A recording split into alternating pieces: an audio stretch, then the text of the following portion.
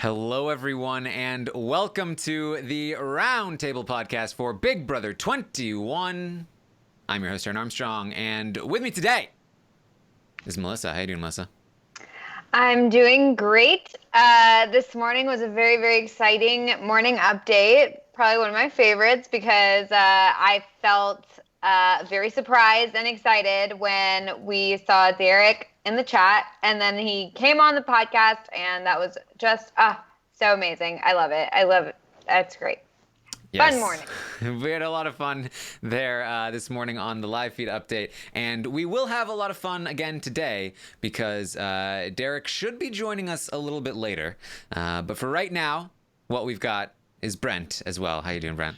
How dare you? I was instantly skeptical when I saw Derrick was in the chat, but then I don't know if you know this or not, but everybody has like 3 dots out to the side of their name in the chat, and you can always check to see what account that's coming from. So that's how I instantly verified that it was Derrick and not an imposter, as we've had many of those of late. I seriously, I saw the initial post of Derrick Levasseur, like, hey man, you're wrong about this one, and I was like, all right, troll, pretending to be Derrick.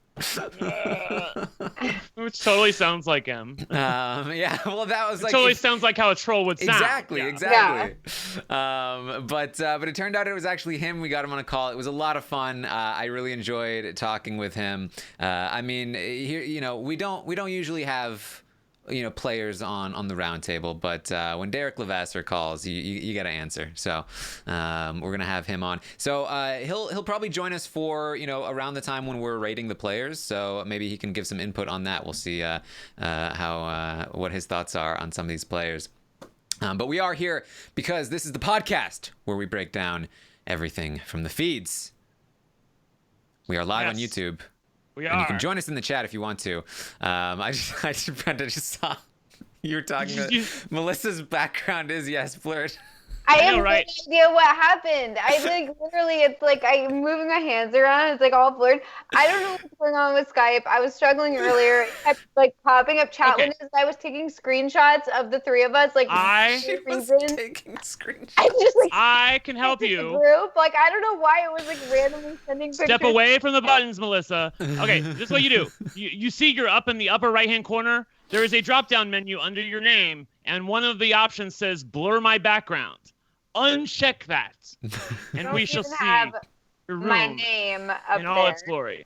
Huh? You don't see your name? No, I think I have an old version of Skype or maybe a new version. I don't know. All I know is that it offers me window or float or enter full screen, and so it's fine. You guys don't need to see what's back there. That's just private. It's just that depth of field going on in Melissa's. Right. She lives in a blurry world. People were talking about me being blurry this morning. That was weird too. All right, so we are here. Back there. Yes, we are here to talk about everything that happened last week on the live feeds for Big Brother 21. So we have a lot to talk about. One of the reasons Derrick came on the podcast this morning was to talk about this decision that Cliff has to make, and I know that Brent feels very strongly about it as well. So we're gonna get his thoughts. I'm sure there's gonna be a raucous debate, and we'll have some fun. But let's recap the week to get to this point, because there's some stuff to talk about to catch you up, to get you up to speed. So the last time we spoke, we said that hey guys, everybody is gonna get blindsided. Everybody, including the people staying in the house, like Nicole. And that did happen. There was a blindside at the vote.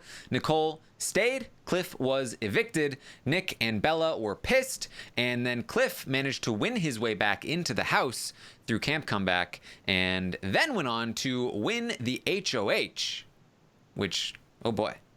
Now Cliff is the new HOH. And he says there's a new sheriff in town. He's not going to back down. He's going to put up Jack and Jackson on the block for eviction. And the entire house, the dynamic shifts. Jack is talking about how he can't be a dick to people. They're actually talking to people outside of their alliance. There's a little bit of humble slop being eaten by some of these 6-shooters because the have-nots are introduced as well. And then, unfortunately, we are in a position where Jackson is going to win the veto and he is obviously going to take himself down. And Christy has the Diamond Power veto, which allows her to upgrade Jackson's Golden Power veto to a Diamond Power veto, which allows him to name the replacement nominee, in which case he would name Bella. And so week's over. It's no good. Bella's gonna go home because Christy can use her power. So she has a conversation with first Nicole. This is an important thing to point out. Nicole goes to Christy and says, "Hey, if Bella goes on the block, that puts me in a rough spot, because I obviously want to be grateful for somebody to, for the people that saved me, but at the same time, you guys are you're a tight six, and I feel like I might have to not vote with you guys, and I feel bad about that, but I'm in a tough spot. Christy, what do I do?" Christy says, "Oh, I totally get it. You're part of my dream team. Don't worry about it." And then she runs and she tells six shooters, and now they want Nicole out. So, whoops. Great. Yeah. Whoa. Yeah. I don't even know.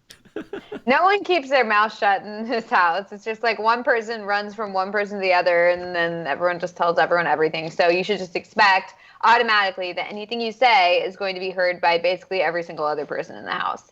Yeah. So Nicole, she did well to do damage control last week after everything blew up in her face, and she was working her way into the kind of like sweet spot of, I wouldn't say sweet spot, but like the better spot of not being immediately targeted, and things are not looking great for her in that regard anymore, especially because the next thing that happens is Christy is going to talk with Cliff and imply that she plans on using the power to save Jack from eviction, essentially by putting Bella on the block. And this is where we get to the topic of the day, of the week, of the podcast, of the anything.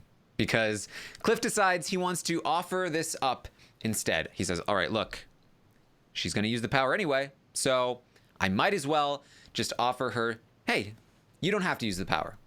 You earned it, you keep it.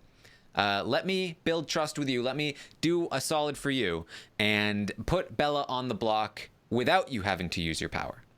And if I do this, then I want safety.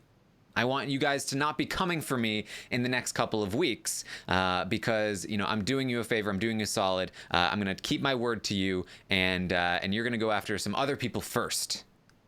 And Christy, she loves this idea. She agrees with it. And so she pitches this to the rest of six shooters. They agree, and they love it as well. They say, you know what? Thank you, Cliff. You are given a reprieve from the chopping block, and you will not be targeted for at least 2 weeks. They have gone on to say that even just today, Tommy was talking about Kat and Cliff. Those are our two. The rest of them, they got to go first. But Kat and Cliff, there are two. And at the veto ceremony, Christy did not use her power, and Cliff put Bella on the block. And as it stands, Bella does not have the votes to stay because Kat does not want Jack to be evicted. She wants Bella to be evicted. So the votes would be 4-6. Kat would need to be there, and Jess, who also probably wouldn't be there. And if they were there, it would be a tie vote, and Cliff would break the tie to evict Jack, but the votes are not there. So it's looking like Bella will be going home this week. Brent, what are your thoughts? I mean, here's the thing. I think that Jack has actually played the week okay. Cliff, on the other hand, has played the week abysmally. And when you consider that Jack is basically a recruit and Cliff is a fan of this podcast, I have to think that we're in some weird, bizarro universe here. Because what is Cliff doing when he decides to give away the entire farm to Christy? If he is a poker player, he'd be like, oh, I got pocket aces. Like, here you go. I'll show you. Like, he didn't take a second to think about what he was about to say when he said to Christy, you know what? Why don't you just keep your power and I give you what you want? That way you can have everything. You, part of the people that voted me out like 3 days ago and didn't even have the courtesy to let me know that I was going home, and only by the grace of God did I win my way back into the house, and you never expected that. But I'm going to believe you now? Now, here's the thing. In all honesty, he should be burned by this. He should not be able to trust the same 6 people who just blindsided him out of the house 3 days ago. But it looks like he's probably going to get away with that, mainly because other people are playing worse than he is at the moment. I don't understand why he didn't at least say to Christie, look, I get it. If you want to use your power, I get it. Bella's a cancer. But he just offered up the farm, Taran. Like, there was no reason to do that without, I feel like, trying to cultivate the conversation a little further, because they may have gotten into a deal with him without him having to let her save her power. He may have said, look, like, I'll break the tie. I'll send Bella home if you want to use your power to put her up. But get the power out of the game. I am so taken by what Derrick said on the podcast, Derrick Levasseur on the podcast today, when he said, you know what? You can have like a situation where it's 9-2 or, 8-2 or 10-3. And, you're hoping for those people on the underdog side to win HOH or win veto, win HOH back to back to back.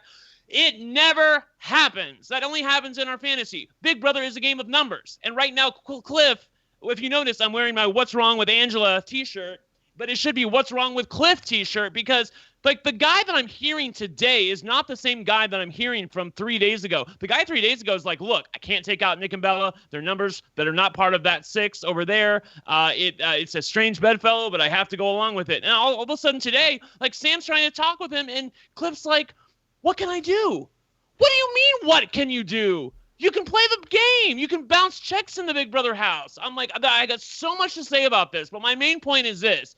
He really needed to get his hands dirty this week. Cliff is the kind of player who has a marginal holding in poker and needs to play more aggressively in order to win the pot, because he is the kind of player who will make it far into a game. It looks sexy as a pig. Like, oh, Cliff's doing well. He's getting final 5, final 4, final 3. But getting to the final two chairs and actually winning the game, that is a long haul. You have to be able to show down with the other players. And in order for Cliff to do that, he's going to have to be taken to the end. And the only way he does that, if he's not seen as a doddering old grandpa by the rest of the house. And this would have been the way to do it. This would have been the way to show, you know what? Fuck you all. I'm here to play. I'm playing Big Brother. What the hell are y'all doing? I'm sorry. Boom, mic drop. And that would have gotten their attention. Yes, it's a risk. Yes, he might go out of the house like right after he wins this HOH. But he's playing the game long. Who cares about jury? He doesn't give a shit about jury, Taran. I feel like right now he's on a hope and a prayer, and hope is not a strategy in Big Brother. I'm so mad about this. Yes. Well, I think that the poker analogy is actually a good one, because I completely agree with you. I think that Cliff needs to play aggressively, and I think that's why he went straight at Jack and Jackson in the first place. However, I do think that he has losing cards this week, and I think that he is at a point where it's like he's pot committed. It's seemingly, but it's should he just completely go all in, or should he back out of a losing hand? And he's deciding to back out of a losing hand, because I don't necessarily take the point that a lot of people are talking like Cliff had the option to well, obviously he should be not letting Bella go home. That's so obvious, and that's of course the case, but they're not like. I think two different options are being conflated. There's one option where Cliff convinces Christie to not use her power, and then he puts Bella up on, or he claims to put Bella up on the block, but he actually lies to her. He turns around, he nominates Holly, Tommy, Christie, whoever. Right. That's one option. That's the only option that saves Bella. And that has its own risks and rewards. The other option is that he forces Christie to use the power, in which Bella still goes home, but Christie has now burned the power. And those are two different options, and we can't conflate. He can't get both of those things. If he could, then it would be 100% a no-brainer, obviously. Instead, it's so amazing to me, because I tweeted out a couple days ago, I'm like, look, you guys, this is okay. Like, even if Jackson wins the veto, like, this is okay, because Christie's going to have to burn her power, and then Nick and Bella are going to hold her accountable for the fact that she's going home. I didn't count on the fact that Cliff would just give away everything and say, you know what, I'll do it for you. I'll be your HOH. You tell me what to do, and I will grant your wish, which is effectively what's happening right now. I mean, I think it was Evil Dick, and I know you're blocked by him, so I'll tell you what he said, that said that, there are not very many players in the Big Brother game that get an opportunity to make a game-changing, legendary move. And I know legendary is not where the paper it's printed on. I get that, okay? But you have an opportunity to put your stamp on the season and really make a case for the end of the game. And he didn't do it. He did not take it. He just cut his losses. You're right. He folded the hand. He was at the river, and he folded. He said, I'm not going to go all in. Yep. He needed to go all in, Cliff. You needed to do this. Yeah, let me tell you, I am with you on that one. I don't think, and we'll talk through this option first, the lying to Christie option, because we discussed that with Derrick this morning, and he agreed with me that it wasn't the right move. But I still contend that it is maybe not. It's not the smart move, but I think it's the right move, because. Yeah, I think that it probably gets Cliff evicted next week. But you know what? Whatever. I think his chances to win are so slim that he should just take the shot. And he should just make his stamp on the season. I think that is worth more than a slightly better shot at winning the game. Or probably even a marginally better shot at winning the game. But it's not the movie made. And so let's talk through, I think we can all agree it's the move we wanted him to make and the move that we wish that he would make. But is it the smart move? Because I don't think it's the smart move. And so, Melissa, what are your thoughts on that? Well, yeah, I think that in order to be remembered, he should have made the move. I feel like if I was in his position and I knew the situation, I would have made the move because I'd want to be remembered. Like, I mean, I don't think it's a question of, okay, well, do you want to be remembered but go out like next week, or do you want to win the game? Because I don't think at this point he's winning the game. So I feel like it's a situation where it's like, do you want to be remembered for this move and go out next week, or go out in a couple weeks and not be remembered? Like, and be remembered, even if you are remembered, be remembered for not making the move and not doing anything, and it's just disappointing. Melissa, there are so many people we see every season on Big Brother who go home. It's just another run-of-the-mill week, and they're eventually evicted. That's what happened to Cliff like 3 days ago. He was evicted, and then he's come back into the game. So he's playing with house money at this point. He has an opportunity to. It's not just about being remembered, because I know everybody's saying that, but that's not. Being remembered is not worth dick in the Big Brother house, okay? He really needs to do more than that. But I do think it pays more dividends than just being remembered. It turns him into a player in the house. Right. And that's what he needs to get his hands dirty in order to be taken seriously by the other house guests. And yes, they may, here's the thing. I also don't think that there was no room for him to lie. I think there was room for him to lie and keep his integrity not that he gives a shit about his integrity. I realize he doesn't, but the problem is he keeps saying that I don't want to burn my word in week 4. If this is week 12, I might feel differently, but you can't play the Big Brother game that's in your head. You have to play the Big Brother game that's in front of you. And the one that's in front of you gives you a pretty stark choice. I feel like going ahead and making the play pays you long-term dividends, but does put you in immediate danger. But what's the alternative? So now we're living in here. The alternative is the here and now. Go ahead. Right. So I want to talk about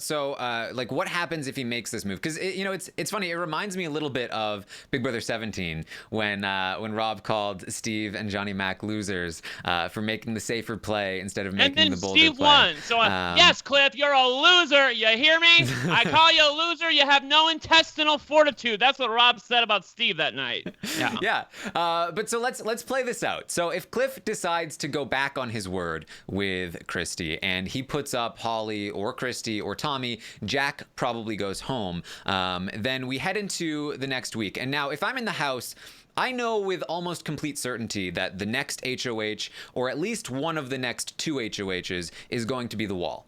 Because they always do the wall before jury, and there hasn't been an endurance competition since night 1, so the wall is coming up. If I'm looking at the players in the house, then I know the only people that even have a shot at the wall are almost all 6 shooters. And none of them are Jack. So sending Jack home is actually not very, very beneficial in the next couple of weeks. I'm looking at Kat, Holly, Sis, Christie, Tommy. 5 people who I think can all win the wall. And Cliff has Nicole, maybe.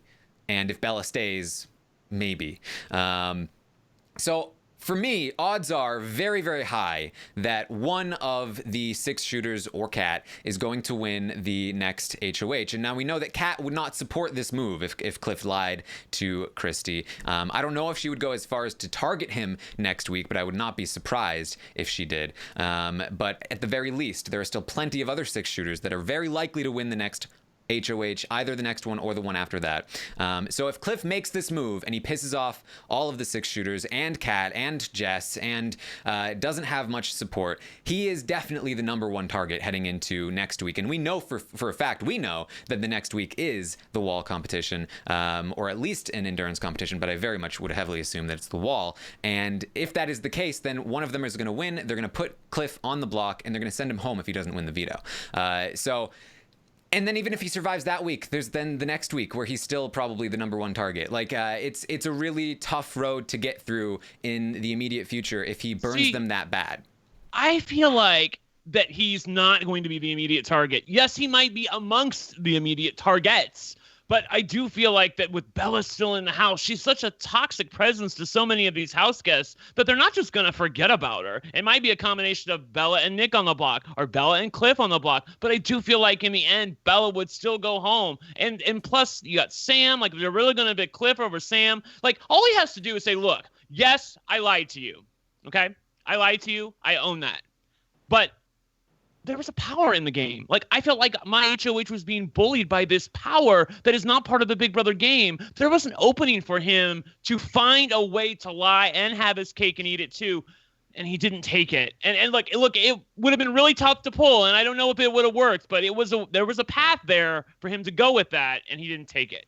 Yeah. Well, I also feel like initially when he was talking with Christy, I felt like there was a really good path there which didn't involve full on lying to Christy or just caving to her power and, nominating Bella. There was a situation where he was talking with her, and I thought that this is the way the week was going to go, was that he was going to tell Christy, like, look, like, I'd be open to this idea, but never actually, like, full on shake on it, promise, all this other stuff, and be like, look, I'm interested in, like, if you decide not to use your power, I'm really interested in, like, talking through this with you and whatever. Let's see if you decide to use your power, and not actually promising right then and there and shaking on it and promising on his family and all this other stuff. And that way he could go back and say, look, like, I decided not to do that. Like, I just decided not to. I never promised anything. I just thought that maybe that would be something we could work out. It didn't work out. Now I'm putting Annalise on the block or whatever. And I really thought that's where Cliff was heading when he really was talking with Christy and wasn't fully promising anything and was kind of just saying, like, well, we can talk about it later, or like, well, when we decide this, we can handshake on it or whatever. But he never actually was giving her that promise in their initial conversations. And I thought that that's where he was heading. And instead, then he starts promising everything to her. And I was like, oh no, this is bad. Because I've been going back and forth all week about what's the better move for Cliff? Because at first I was like, no, don't listen to her. Just do your thing. Don't bother with her. And then I was kind of like, well, maybe you should try and work with them. And then, then I was like, no, you should lie. And then I'm like, no, you shouldn't lie. So I've been going back and forth, but I thought, and then as the week was getting further, I was like, you know what? At least he's going to flush the power. At least he's going to get that power out of there. Maybe Bella's going to go home, but at least the power is being used and we're not going to have to worry about it anymore. He's flushed. He ends the week. Maybe his target's not out the door, but he flushes 2 powers and it's not going to happen. I mean, she decided not to use the power, and I don't know why.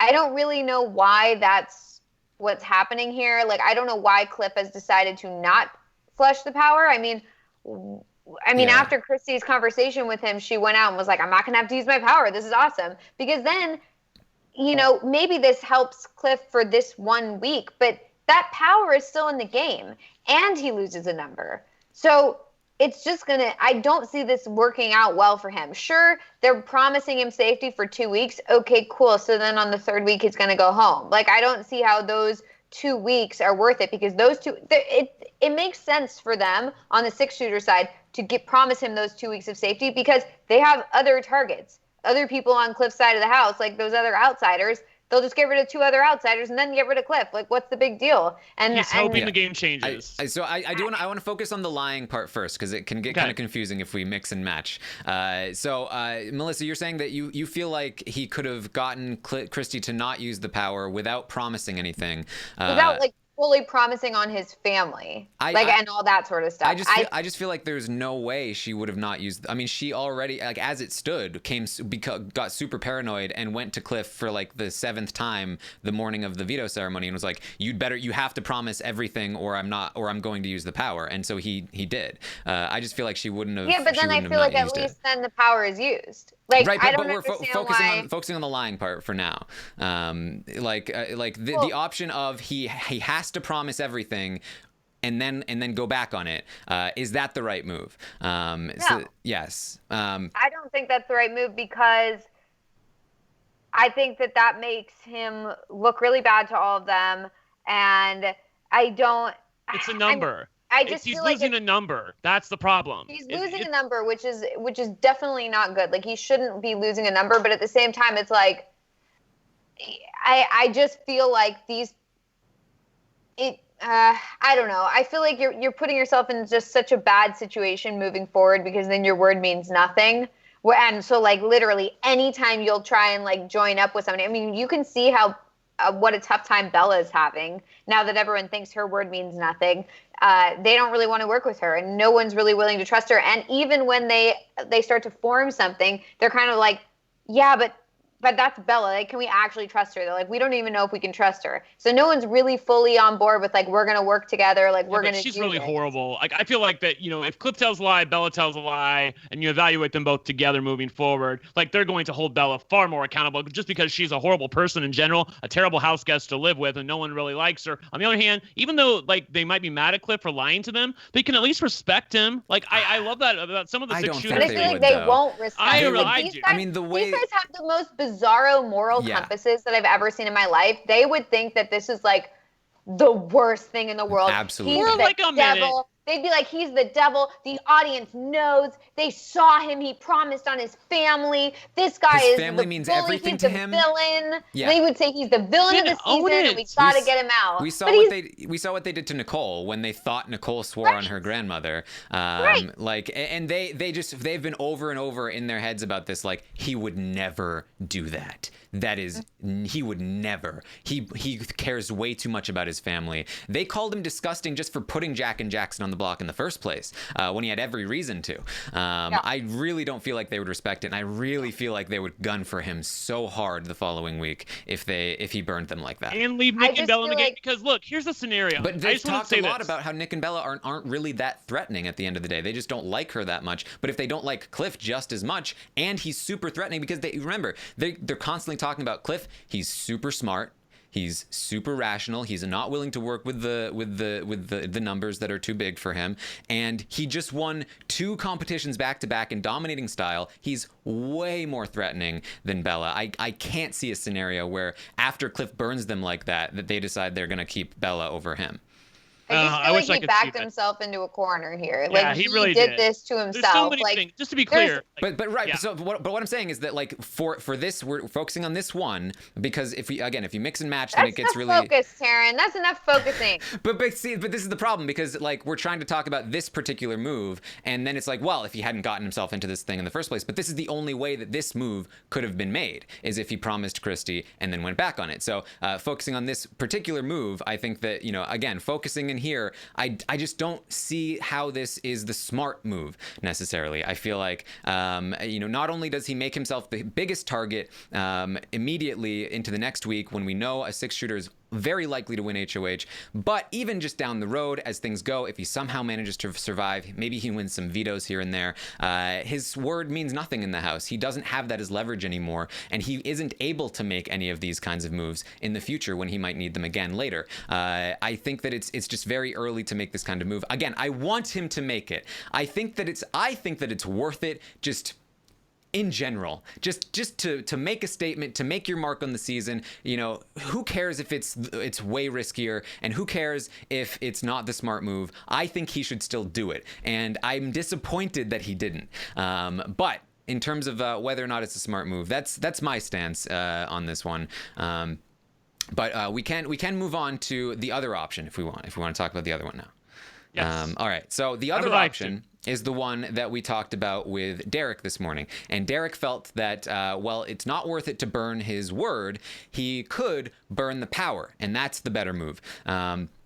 And I thought Derrick made some compelling points, but I thought about it more after the podcast, and I was really just going through scenarios, and so looking at it like this. From my perspective here, if I'm Cliff, I'm going into next week. I just took a shot and I missed hard. And now Christy, there's nothing I can do except burn my word, but I've already decided that's not worth it. And so now Christy is definitely going to either use her power or I'm going to do it for her. If Christy uses her power, maybe I can try to get some kind of deal out of it by saying, you know what, I'll help you. I'll make sure the votes are there. I'm sure she'll feel a little bit grateful about that, but I can't hope that gratefulness applies to next week and makes them not target me with Bella now gone, and that they'll target Sam over me. I can't hope for that. As Brent, you said, hope is not a strategy. So that's a risky play in itself. And I could try that, but it's riskier. If she uses the power and I don't have safety as Cliff, then again, I'm going into next week and one of 6 shooters very likely to win the HOH, and it's probably me and Sam up on the block next to each other, and maybe they get rid of Sam, maybe they get rid of me, maybe I win the veto, maybe Sam wins the veto. Good chance I'm going home in that week or the following week. It's not great. So how do I secure my safety? Well, if I'm able to secure my safety by making some kind of deal with 6 shooters to the point where they genuinely are willing to accept it and go after other targets before me, now they win that HOH and it's Sam and Nick, or it's Sam and, unfortunately, Nicole, or it's the following week it's Nick and Nicole, or something along those lines. And so at the very least, he jumps down and he gets a couple of weeks of extra safety.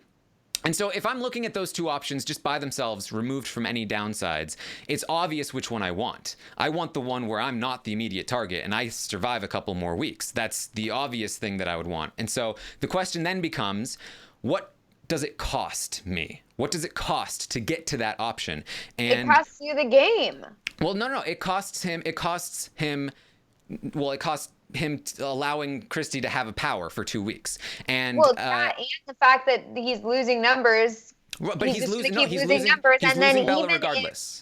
But then after that, the next 2 weeks, right. because he's not the target doesn't mean that his side is not going to get picked off one by one. If the 6 shooters are going to win that HOH regardless, then he's going to lose numbers whether or not Christy has a power. Her power isn't going to give her extra ability to take out an extra member. So no, I'm getting there. I'm getting there. But if his side wins, it doesn't matter because right. they have the power. They can't get anyone out for the next 2 weeks. Yes. So that's what I'm getting to. So if they win, and I think they're very, very, so it's like 1 to 5, 1 versus 5. Nicole has maybe at best a 16% chance of winning that HOH. If she doesn't win it, that 84% chance, then it doesn't matter whether or not Christy has the power, and it does matter a whole lot if Cliff is the main target or not.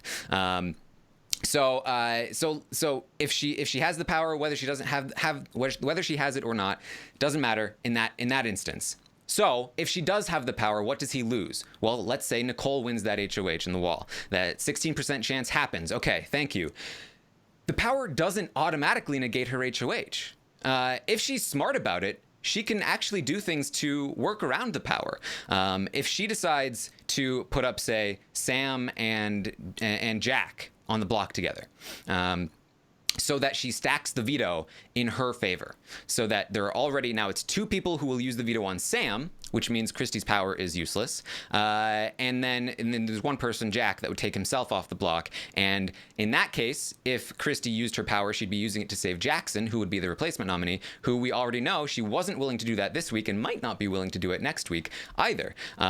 So if she puts up Sam and Jack, and then the 6 shooters have to draw at least 2 people, 2 of their own, to play in that veto to make it even odds in the veto that they have the ability to take Jack off the block. And so even if they make those even odds, it's a 50% chance that Nicole's side wins the veto, takes Sam down, puts Jackson on the block, and one of them go home, even though Christie has the power. And if they lose that 50% coin toss, and this is already on a small chance that Nicole wins in the first place, then they still have the ability that if Jack is taken off the block, that Christie would need to use the power to save Jackson, which she might not. She might not feel it's necessary, and she might let Jackson go home in that instance, and they still take out one of the 6 shooters. And then even if she does, that's such a small percentage of the time that it's happening that if I'm Cliff and I'm looking at these 2 options, one where I'm almost definitely going home and one where I'm reasonably safe, and I'm thinking about what does this cost me, on the off chance that Nicole wins the HOH, and on the off chance that they lose the veto, and on the off chance that Christie doesn't care about using her power and decides to save Jackson, that's not a huge cost to me. And I think that I would do the same thing. I really do. I think that I would take the safety and let her keep the power. Yeah, he should have just taken the shot. He should have just taken the shot, because then he'd be remembered. Then people would know who he is. I just feel like I'm with you there. 2 weeks, for an extra 2 weeks of time in the house. I don't even care about it being remembered. It's about numbers. Like if he lies to her, and I know I'm going back to the line, but if he doesn't put Bella up on the block, then he has Bella and Nick and Sam all know that 6 shooters really wanted Bella's ass up on the block, and dead to rights, and he didn't do it. So it's the 3 of them plus Cliff plus Nicole. That's like not even counting Kat and Jess, who are like total lost causes. That's at least 5 people. That is a 5-person working group that I feel like is valuable in the Big Brother house. And I know that you're saying, well, Cliff might go home for I might also go we're moving back to we're completely ignoring what I just said. I'm not trying to, but I just feel like But this is what I'm saying. I feel like we're so emotional. I can't argue with you. I feel like we're so emotionally invested. No, I'm not. I'm making a case for one thing, and we keep jumping back to the other because there's no defense for the first thing, right? Well, I feel like you're moving past the point that Brent and I are trying to talk about. Melissa, you agreed with me that lying wasn't the best option. I do not agree with that. In terms of Cliff getting ahead in like a week or 2, yeah, if he wants to stay in the game for like a week or 2. But I feel like there are so many other options that could have been played out, and instead now we're talking about like, oh, well, is it good for him to have told her, Christie, that he swears on everything, swears on his children and everything like that, and then betray her? Like, that's not necessarily the question. The question to me is like, no, I know that's one option. The other option is the other option. But I feel like you've got 2 options here, whereas I feel like there is way more than that. And I haven't personally gotten to talk about like the previous options where it's like before it reaches that point, before it reaches the point where he's like completely promised everything and under the sun and then betrayed her. Well, I feel like I'm still at the point where it's like, why did you even do any of this? Like, why did any of this become a question? Like, also, I just want to point out too that you're saying this as it's like a guarantee that the wall is coming. I know it's coming, but I don't know that it's necessarily next week, because usually it's the first week of jury, and we're not at jury yet, and even this next week is not going to be jury yet. I feel like the wall is going to be the week beyond this coming week. So I don't know that jury. I remember like James like being on the wall and winning, and then like who was out that week? Sent out Clay, who went out before jury. They always do it right before jury. Right before jury? I thought sometimes it starts with jury. Anyway, and they mentioned that it was trying to predict endurance. it. Okay, trying to like Cliff on his own. If I'm just thinking about it from Cliff's point of view, trying to predict HOHs, I feel like is a losing battle. I feel like he either has to look, I either need to make the ballsier move or the safer move and fold my hand and wait for a better spot down the line. I feel like here's the thing, Taran. I can't argue with you, but when you say like I feel like when you're saying I feel like this is the smarter play. Yes. Because I don't feel like anybody with half a brain can argue with that. I mean, like, of course it's the smarter play if you're talking about it from a short-term game. Not just for short-term, but short-term matters in the sense that he can't win long-term if he's gone next week. But I don't think he would be gone next. Like, I think the thing is that I think this is a better play for short-term game for Cliff to advance a couple weeks maybe. But I think that long-term, there's no longevity in his game if he doesn't keep these I like what Derrick said on the podcast today when he's like, look, if you don't do this, if you put Cat up on the block and Jack goes home, now all of a sudden the 6 is down to 5. Now they only have 5 people. You have yourself, Bella, Nick, Sam, Nicole, and with Kat and Jessica floating out here, that's 5-5 with 2 people in the middle. Now things are looking a little bit more interesting. Now what happens if they do lose that HOH? Now they're in the minority. Now they're losing another number. I feel like that's definitely the place to go. It's all the thing that goes through my head over and over again is, you know what? Derrick's right. Derrick's right about the fact that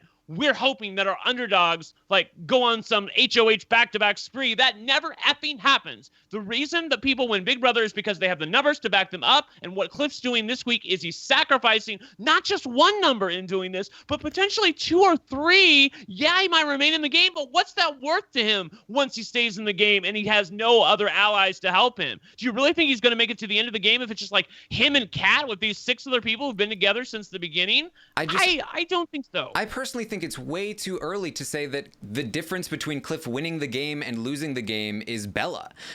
Because, and again, we need to separate the two things. He can't burn the power and keep Bella at the same time.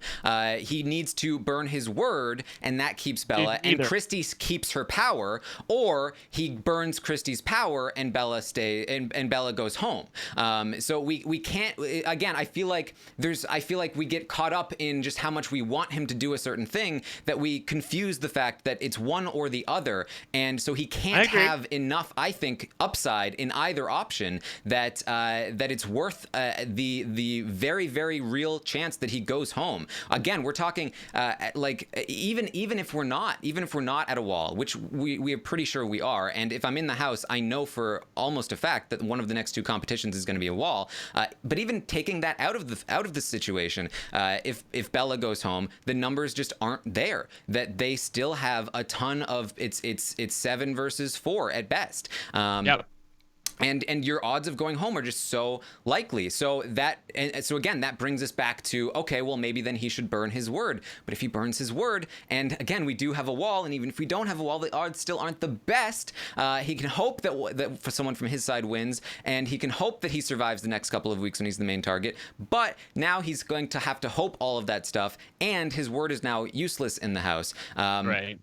So they're like the downsides. I feel like we like to combine the 2 options and look at the best parts of both, and then disregard the negatives of each specific. To be honest, I'm just looking at either one at this point. I would can I have a little bit of that, or can I have a little bit of that? But Cliff gave me neither. Cliff gave me nothing. He didn't save Bella, and he didn't get rid of the power. How did this happen? You have to be a really special, terrible level of player to keep their number in the game and let them keep their power. So congrats, Cliff. And he got nothing just nothing out of it. I just very much disagree with that. I do disagree with that. I mean, I don't think so, because there's who's to say whether they're going to actually uphold this 2-week deal or whatever. The second Cliff does anything remotely against them, or if anybody comes to them with quote unquote information about Cliff, sharing something or saying something, they're going to be well, deal's off because look what he did. We know that Cliff's a liar now. We know this and that. We saved him, and look, we offered him safety, and he threw it in our face. Yeah, exactly. They find the stupidest, randomest, untrue stuff that is totally not verified, and just take it and run with it. And that is an easy way to justify betraying somebody that you promised something to. Easy for these people. I completely agree. And I think that there is a very real chance that they change their mind. I think that is their MO at this point. And I think that's why you have to do everything in your power to convince them to keep you around. And I think that's what makes the move so necessary in his perspective. I will say this. I want to say this real quickly. I take your point about him having to pick a path, but whatever path he picks, boy, he needs to make sure that he's loyal to this path. He needs to stay on this path because he has chosen his side. Okay, he didn't choose the Nick and Bella side, and Sam's side. He chose, I'm gonna go with Christy and company. I'm gonna go with these people over here. So now that he's done that and has 2 weeks of safety, and they absolutely are hating on Nick and Bella and Sam at this point, and even Nicole a little bit, that's great for him. But don't now F it up by then going back to these people and trying to say stuff to them. And I will say this, he has done a good job of that, because today it's all been like people, Sam, Nick have been coming to him like, let's do this, let's do this. He's basically lied down and died. That's why I wore my What's Wrong with Angela t-shirt, because I'm like, what's wrong with Cliff? Why the hell are you laying down and dying? But now I'm looking at it from his standpoint, and I'm like, okay, if this is the move that you go with, which I don't agree with, I do agree that you just saying, you know what, cutting my losses and girl, I'm out, which is basically what he's done, is the right play. Yes, I completely agree with that, because not only could they change their minds, but he could easily screw it up, unfortunately, like Nicole did this week, just by being a little too honest, and yes, and stuff like that. But what this does for Cliff, it does give him some things, and I do feel strongly about that. It really, really sets him up as a man of his word. They really had to put a lot of trust into Cliff this week, and he followed through. And that builds something more than just like, hey, he seems like a trustworthy guy. That's like, this guy is true to his word, and so if he promises me something, I can bank on that.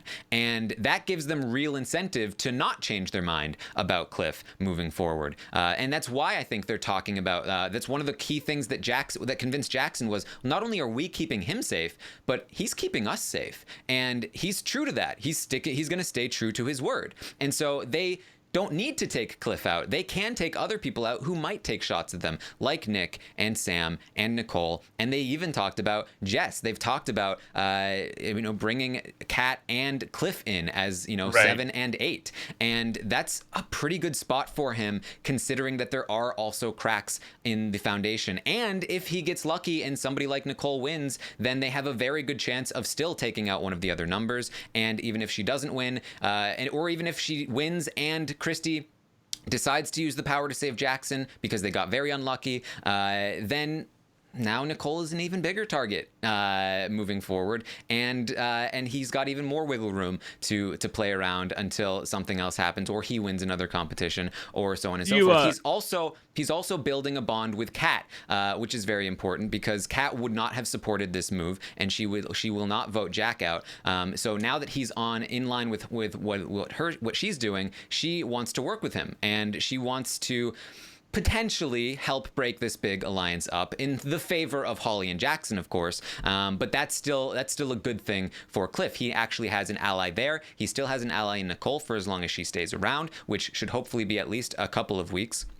And still has options where if Nicole or Sam or Nick wins, there's, again, Christie's power is very situational, and there's a very good chance that it doesn't even come into play, and so he gets safety for no cost. The main point I'm trying to get at here is that at the very, very least, I do not think this is a situation where it's just like, what an idiot. It's such an obvious choice. It's like, he's the most stupid, spineless person. Moment. Yeah, this is everyone's saying like, this is choice. The Fessy. It's like, no, this is not a Fessy moment. This is not like, when Fessy targets Scotty or whatever. Like, this is a tough decision, and I've been vacillating all week on this. I wish that he didn't back himself into that corner. Like, I started to see that sort of backing into the corner. I was like, what is he doing? What's his game plan here? And now it's kind of, he's come home to roost, I guess. And that's like, he's just going to have to go with it, because at this point, that's his only option, is just to stick to his word, go forward, and all that. But it's been unfortunate that he ended up in this predicament, but I don't see this being like it's so obvious, why didn't you do it? Like, a lot of people are talking like Cliff's a moron or anything like that. He's not. He's super smart. I mean, I wish that he would have made the exciting, thrilling, memorable move. But, I understand where he's coming from, and I don't think this is a stupid decision by any means. Yeah, I think he was put in a lose-lose situation by the twists, and he is trying to make the best of it. And I don't like his decision. I don't. I'm very disappointed in his decision. But I don't think it's this. I don't think this is like, what the hell are you doing, Fessy? What are you doing, Howie? Like, I just don't see it that way. No, but I will say this, though, that, I hold him to a higher standard because he listens to this podcast. I do. And I feel like he didn't think through some of the options that we're thinking about right now. Like he may have internally done it, but it didn't look to me like he did. I feel like he just kind of gave up, and I'm kind of disappointed with that. So like I can be disappointed in him and say that I feel like it's the less sexy move and it's the more, I dare say, cowardly move, but it's also going to gain him a little bit of safety. And you're correct in that this may be a situation where, like Big Brother 17, where Steve is up the night before and throwing up, and it's a week or two too early. Like Steve, we're all screaming at Steve to make the move against the Oz twins, and yet he's like, I don't know, maybe too early here. I feel like Cliff's in similar situation with his word, where he wants to break his word. He's okay with doing that. But he's like, it's too early. And this will pay dividends down the line where, like, when he says, look, you remember then? I'm a man of my word. If I give you my word, you know you can take it. And they're like, oh, yeah. Remember that time that he did blah, blah, blah, blah, blah? And, put Bella up on the block for us when we asked him to, and we actually trusted him, and he actually followed through. So given that, I feel like maybe there is potential benefits to reap from this, but boy, it is a fine line to walk. Yes, and so with all that said, I'm talking about game here, guys, and that's what intrigued me about this whole discussion, because I think there are so many different variables and nuances to this particular decision, and that's what interested me so much. But beyond all of that, I do want to say that Cliff, when you listen back to this after the season, Orwell and I. He still has his helmet on. We have discussed this, and he's a safety boy. Look, we're not mad, but we're very disappointed in you, and I'm very upset. I feel like you had the ability to make a legendary move, and you had the ability to really make your mark on the season and make a good name for the RHAP patrons and fans. Yeah. And you have failed us. You have made... He started off great. He started off really strong, though. I do want to give credit, because I haven't gotten to talk about, like, the start of this week where it was like, oh, my God. I, like, called my mom up so excited. Like, I couldn't wait to talk about it. I was, like, shaking. I was so excited. And I really thought this was going to be the week. So to give Cliff props, he deserves all the credit for the beginning of the week. It's just kind of fallen off since. Yes. And I know you were put in a tough spot, Cliff, but still, you had the opportunity in front of you, and you passed up on it. And, I'll say this. Before we end this discussion, I would love to see the universe where he lies to them. Yes. Doesn't put Bella up on the block, puts Kat up on the block, or Sis, or whoever's going to make Jack go home. And then he has 5 people, including himself, that are basically working together, that they know they all need each other. And today you think, oh, well, Bella can't work with Nicole. 3 hours ago, they're talking on the feeds, and Bella's like, I can't believe the only 2 people I have are Nick and Nicole. That relationship was totally salvageable. Like, you guys had no idea that, like, Nicole's able to put aside anything and able to make a correct game move in favor of somebody who she personally doesn't like. But, I want to see that play out. That would have been so fun. I know. That would have been 5 versus 5. And Kat and Jess, I don't even know what they would have done. So, like, and Jack would have been out of the game, man. Plus, I do feel like it's a strong team. Like, I think if you look at Sam, Nick, Bella, Nicole, Cliff, okay, forget Jess and Kat at this point. Like, I think that those 5 are strong. I don't think it's a situation where it's like, oh my God, it's a bunch of losers and they're going to get picked up one by one no matter what. So, like, what's even the point? I feel like those 5 could have done something. I mean, Nick and Sam, they win, and Cliff wins. Like, I mean, we don't know about Nicole and Bella really, but at least you have 3 strong competitors there, and they're all, and you've got some smart people on that team. I agree that they're gamers. A few of them are, but like Nick, like, dude, he talks like a meth addict half the time. He's just like, I mean, like, so that's the horse you're gonna ride, like him.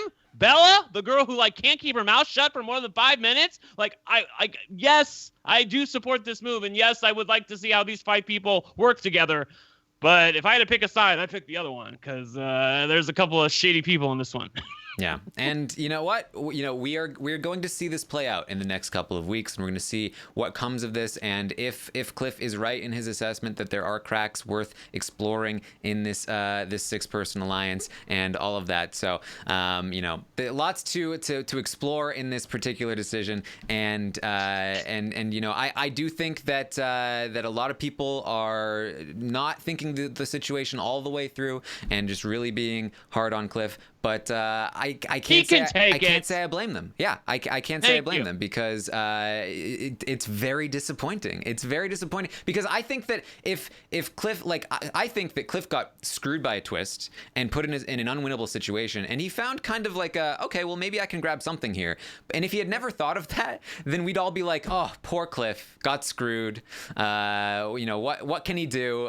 He took his shot, bold hero Cliff. But because he thought of like another potential option, now we're just like, screw him, because there was something there and he left it on the table, and you know what, that's just the way the cookie crumbles. I hope that these cracks that we're talking about, I really hope that they fester, because I'm nervous. So many, like Taran, we've seen, so many seasons where the big alliance just steamrolls to the end, and when we think, oh well, it can't happen. There's the looming level 6 civil war. The pretty boys, they've got other irons in the fire, and they're thinking about going against it. Girl, no, it never happens. It never happens. So with these people, are we going to get fooled again?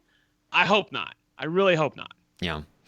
All right. So let's talk about the state of the house here. The new state of the house is that the 6 shooters remain intact for now. It's Tommy, Christy, Jack, Sis, Jackson, and Holly.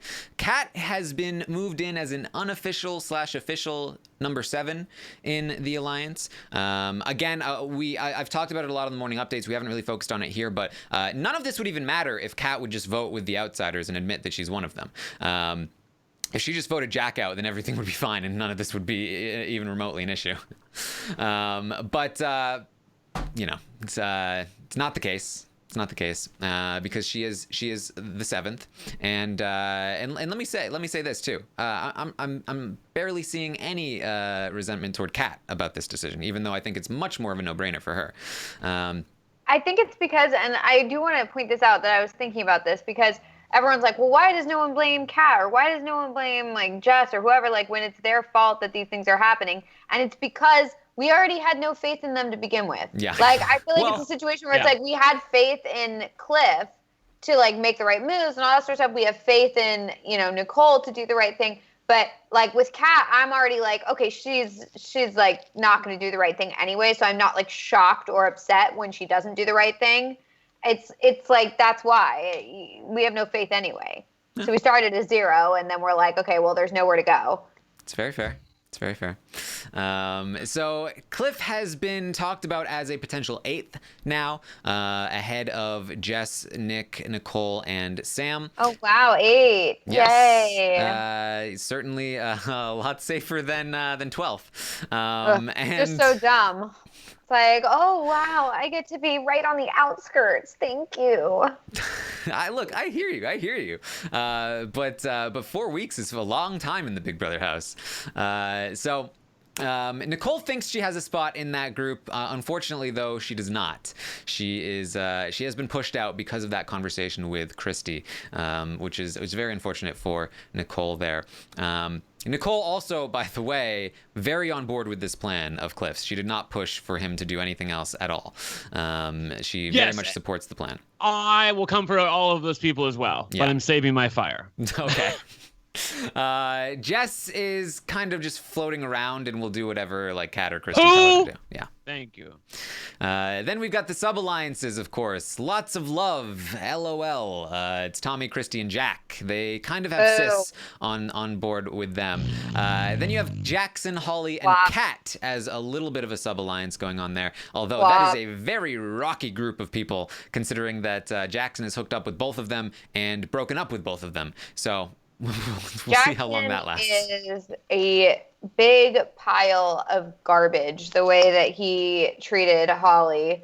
I honestly, the way that fight went down was like, it was very significant to me because it reminded me so much of how an ex-boyfriend of mine used to fight with me. And he was like, not great. Men are And pigs. it Did you not know literally this, Melissa? like brought me back to those conversations. And then when I would come back to him like, hey, can we like talk about this? Like a little like, and everyone's like, why is Holly even doing this? I get it. I get why she's like trying to come back to him and apologize and all that sort of stuff. Like, I get it. I fully understand it. And it sucks because you're looking at it and you're like, why are you doing, like, please, Holly, have respect for yourself. Like, just leave him. He sucks. Yeah, I like, think go that's with faint someone manifestation. else.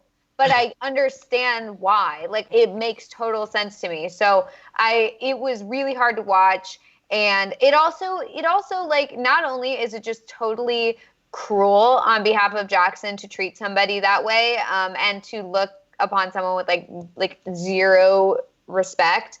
It also is super bad gameplay. Like, that is like insanely bad gameplay. Like, I don't know what he's thinking here, because it's like, I understood like initially, I mean, barely, but I understood initially when it was like, okay, you know, he needs to like break up with Kat. Okay. Because, you know, she's a liability or whatever he thought. Like, okay, I guess, even though it was mainly just he wants to hook up with Holly. Like, okay.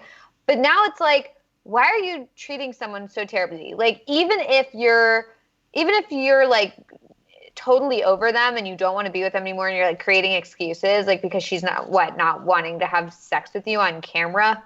Gross, first of all. Second of all, the fact that you're doing that to them, like when you're in the midst of a game, when they're supposed to be working together, like it boggles my mind, because it's like, if I'm Holly, I'm like, I don't want to work with someone like that. Like, I wouldn't trust someone like that.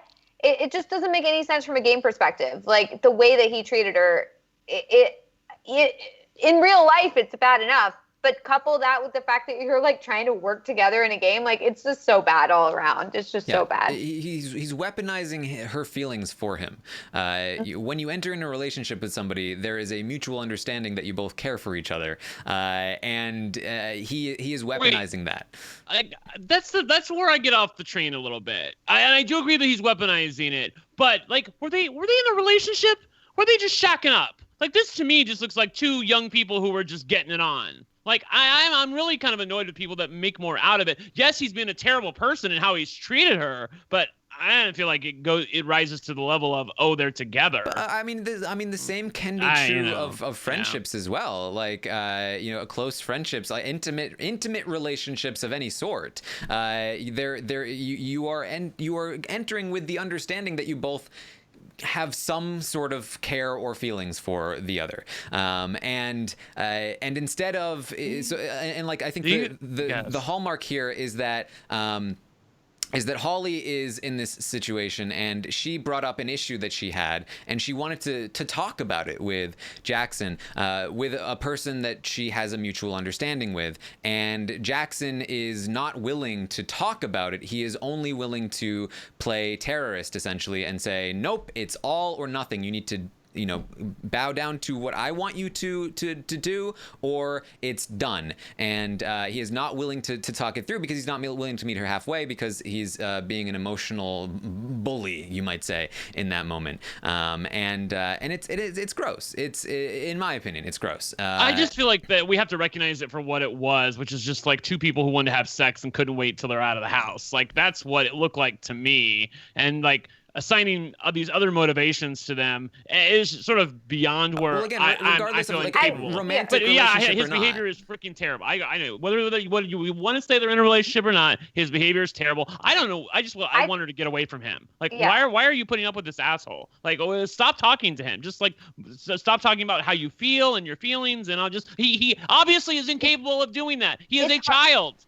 It's really hard to just be like, oh, just don't be with him and don't be interested in him anymore. Like, what are you doing? Like, it's super easy to say that, but it's really hard when you're on the other end. Yeah, I feel like like not to get like really deep, but like I feel like heteronormative and homonormative relationships are different, where I could just be like, okay, girl, bye. Like, see ya. Like, we banged, we had it on, it was fun. I could not do that. I lived for it. See you later. I think it's a situation where Jackson is feeling about the quote unquote relationship that way. I think he's like, oh, I'm just having sex with these girls, who cares? But I think that I think even like Kat, like, it seemed to me that maybe she was just kind of like, yeah, whatever, bye.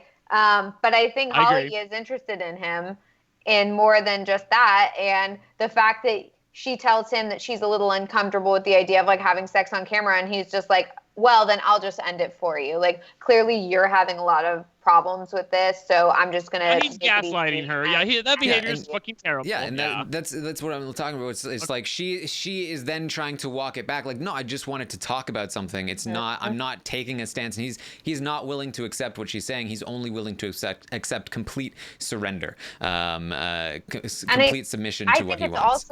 I think it's also a situation where he doesn't want to be with her anymore. Like, he's over it. He doesn't want to be with her, and so he's saying like, no, like, this is on you. Like, I'm doing this for you. Like, you don't want to do it. And so she's trying to explain, like, oh, he doesn't understand that, like, I didn't want to end it. Like, he thinks I want to end it. I don't want to end it. I want to, like, stay together. So let me explain it to him. And he's like, no, I read you loud and clear. Like, we'll just end it, because he doesn't want to be with her. Like, he's just making it so that it looks like it's her who's ending it. And he knows full well what's going on here, that, like, that she is trying to like be like, oh, no, like, let me explain it to you. And he's just like, no, I get it. No conversation necessary. We're not doing this, because he's trying to end it with her.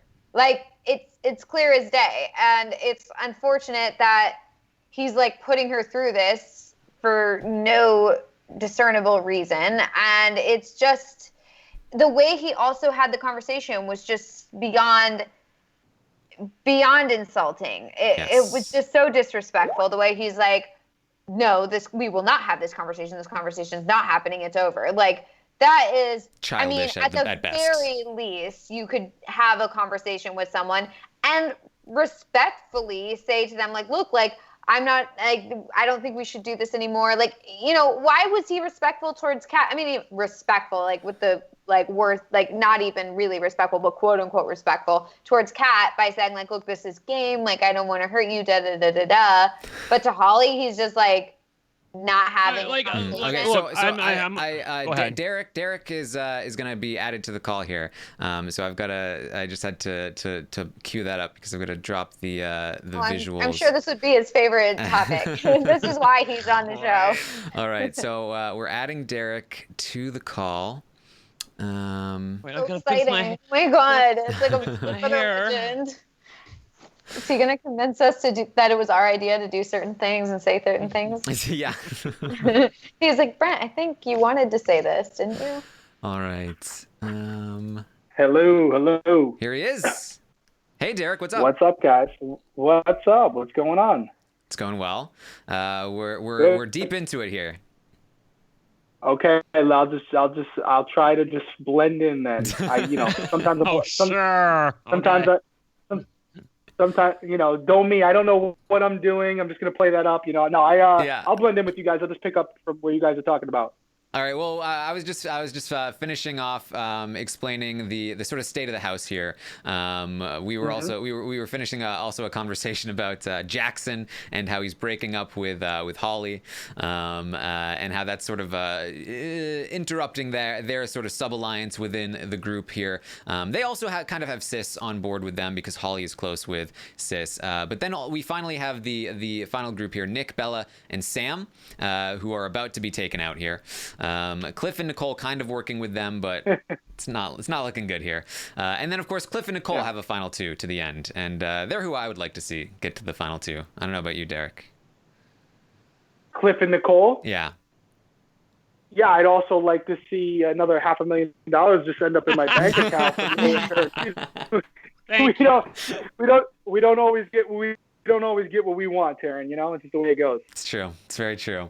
All right, so you have arrived to the portion of the podcast where we are going to go through all of the players here, and we're going to talk about them and rate how they're doing this week in the game. Are you down for that?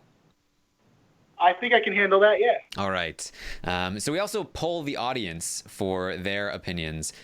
So we're each going to give some opinions. We're going to see where the audience fell, and then we can get your thoughts as well. So very excited. Derrick addition here to the Stock Watch. That's so exciting. Oh, my God. Yeah, no, let's do it. Let's do it. All right. So by the way, before we dive into it, Terry, did you catch them up on our little text message? How I had to rub it in that literally after a conversation it's almost like Cliff was listening to our podcast. Yeah. We were texting back and forth, and Cliff was it was after Cliff told Nick that he was going to be putting Bella on the block, and Nick was saying a lot of the same things that Derrick had been saying. Yeah. At least burn the power. Like verbatim. And it's funny because I've never, and I love Cliff, but I've never heard somebody literally make a quote unquote move and then say, sorry guys, we're all just going home eventually. It's like he resigned to the fact that like, yeah, nothing I can do. I just want to prolong my stay here. Yes. We spent another probably an hour debating more about the move. Yeah. And is that what you did? Because when I was listening to the podcast today, it sounded to me like Derrick handed you your ass, Taran. Well, like you were thinking one thing. I was talking about right now. Oh, okay, that. Okay. Right. Where I handed you your ass. Oh, okay. That I remember that. Yeah. Oh yeah, that did just happen. All right. So let's kick it off here and start and talk about Cliff to begin with. Our HOH. So Derrick. It's out of 10, by the way, Derrick. Yes. What we do here is we rate the players 1 out of 10. Oh look, there he is. I'm feeling the moment. I'm feeling the. I just got to the gym, but I'm coming on. Okay. All right. Can you see me? Yes, I might need to rearrange the windows just a little bit, but that's. Make sure I look good, Taran. Yeah, this is so exciting. I literally just walked in from the gym. Actually, keep talking. I gotta make a shake, but I'm ready to go. I got my headphones on. All right, sounds good. Just a quick shake. Don't worry, guys. Well, I hope he's not keeping it in the fridge. Uh-oh. Yeah. Not the shaker bottle in the fridge. Hey, I don't want to lose my abs like somebody else. You know, I gotta. Hey, no, that's insensitive. You're gonna get broken up with. Yes. All right. So let me. I don't know the best way here to position these windows. If you want me to shut my video, no, it's totally. Well, I'll figure it out. It'll be good. All right, so let's begin with Cliff. So basically, how this works is that we rate each player with a rating of 1 through 10, and 10 being the best, like as we say, like a Dan Giesling, or perhaps a Derrick Levasseur. That could also be in there, and 1 being like a Victoria, like not really any chance to win this game. They're dead in the water here. Call in the paramedics or call them off really, because it's over. It's over for them.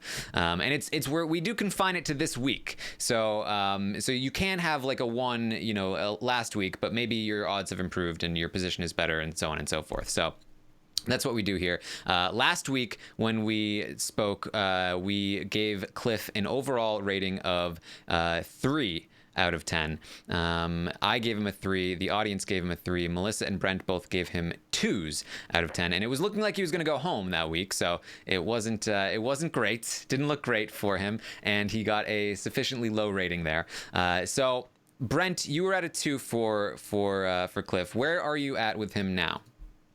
I am higher. I feel better than a 2. This is so crazy because I totally disagree with every move he's made this week, but at least he's committed to it. That is what does give me some semblance of confidence in the fact that even though this is not a move that I agree with, that at least it's going to put him on the path to possibly a better place where I don't like his position in the game. Again, he's going to go with these 6 people. He's going to be number 8. Oh, thank you for having mercy on me and letting me be number 8 in your alliance. But on the other hand, we're looking at where he was last week. Last week, Cliff Notes was exposed. He was in danger of being evicted. He was on his way out the door. Now he's gone to at least head of household, and people it looks like, even though, again, this shouldn't work. These people just voted against him. They voted him out of the house. They blindsided him, and he's trusting them. But it does look like they're going to stay true to their word, and they're going to keep him around for at least a couple weeks, at least as things currently stand. So having said that, I feel a little bit more confident in Cliff's game, but not a lot. I still feel like there's a lot to be seen. I'm only going to bump him up to a 3. Okay, up to a 3. Melissa, where do you The stand? way you were talking made me think you were gonna like go way higher, and it was literally. Well, look, 1 I point still like. up. Here's the thing: do I feel like he had a negative, positive, or neutral week? Like the 3 and under are the negative scores, and I feel like it's basically been a net negative week. He's losing a number, he's keeping a power in the game. Like, given that, I feel like you have to rate the week negatively. I don't know. I do feel like he had a pretty good week generally. I mean, considering, well, first of all, he's back in the house and he won HOH and he flushed Jack's power. And I do think that he's made inroads with certain people. Girl. I mean, not that Jack's power matters, but he's got power out of the house. I don't think the end of this week is going as well for him, but I do think that in the grand scheme of this week versus, I guess it wouldn't be in the grand scheme of it, would just be this week versus the upcoming week. I do feel like he's in a much better position now than he was last week. Not just like a 1 point bump. I feel like he's like way better off than he was. Not that he did such a great job this week, but I do think he's in a better position than he was. However, he's losing numbers. So I think I'm gonna give him a 5 because this shows that he can win competitions, which I was not thinking that he could do. So I feel better about his game. I'm gonna give him a 5. This is interesting, and this is why I love the ratings, because sometimes they're very indicative of like where people actually stand despite the positions they are when they're debating certain things. Because I am fully with Brent on this one. I think that Cliff is in a very bad spot, and I like I said, I think that his position this week is really tough, and because of that, that there is no really right answer for him to do, no matter what he chooses. In my opinion, he's still in a bad spot, and so I'm with Brent. I'm giving him a 3. Honestly, I can't even remember why I didn't give him a 2 last week, because I do think he's in a better spot. Because he had gotten such a high score before, and you didn't want to be mean to him. That's why. Maybe that was it. I feel like maybe I thought that he had a chance to stay or something. I honestly, I can't remember. Go back to the podcast and I think I was wrong. I was probably wrong. So write that down. Doom, write that down. So I'm at a 3 here with Cliff. The audience, when they talked about Cliff here, the audience gave Cliff a rating of 4 out of 10. Oh, really? Yeah. Wow. Okay, I thought for sure they'd give him a 3. Okay. I given the vitriol being spewed, yeah. Yeah. I really thought that he was gonna get like a 2 or a 1, but no, it's a 4 out of 10. So, Derrick, what are your thoughts here? If you had to rate Cliff's game this week, 1 out of 10, what would you say? And how do you feel about Orwell with a space hat on? Oh, dude, I like that. It's dope. That's awesome. I never really got Orwell in our house. I don't know if we had Orwell. I don't think I think we did. He was like a new addition, and they pretended like he was like always part of Big Brother, and I was like, I've never seen this character. We had the sock monkey. Our big mascot was the sock monkey. Remember him? Yes. We always had him around the house. Yep. I don't even know. So okay. You ready for me to surprise you? Yes. Go for it. Okay. Even though we had our conversation earlier about how I didn't agree with Cliff, I'm leaning towards Melissa. All right. I'm gonna tell you why, okay? We're looking at each season as its own entity, right? As its own ecosystem, right? Mm-hmm. So I think based on this season, the theme of this season will be, can you outlast or stay there long enough to survive the Big Alliance's Armageddon? Because what will happen with the alliance that we have, this 6-person alliance, they are not a strong 6-person alliance.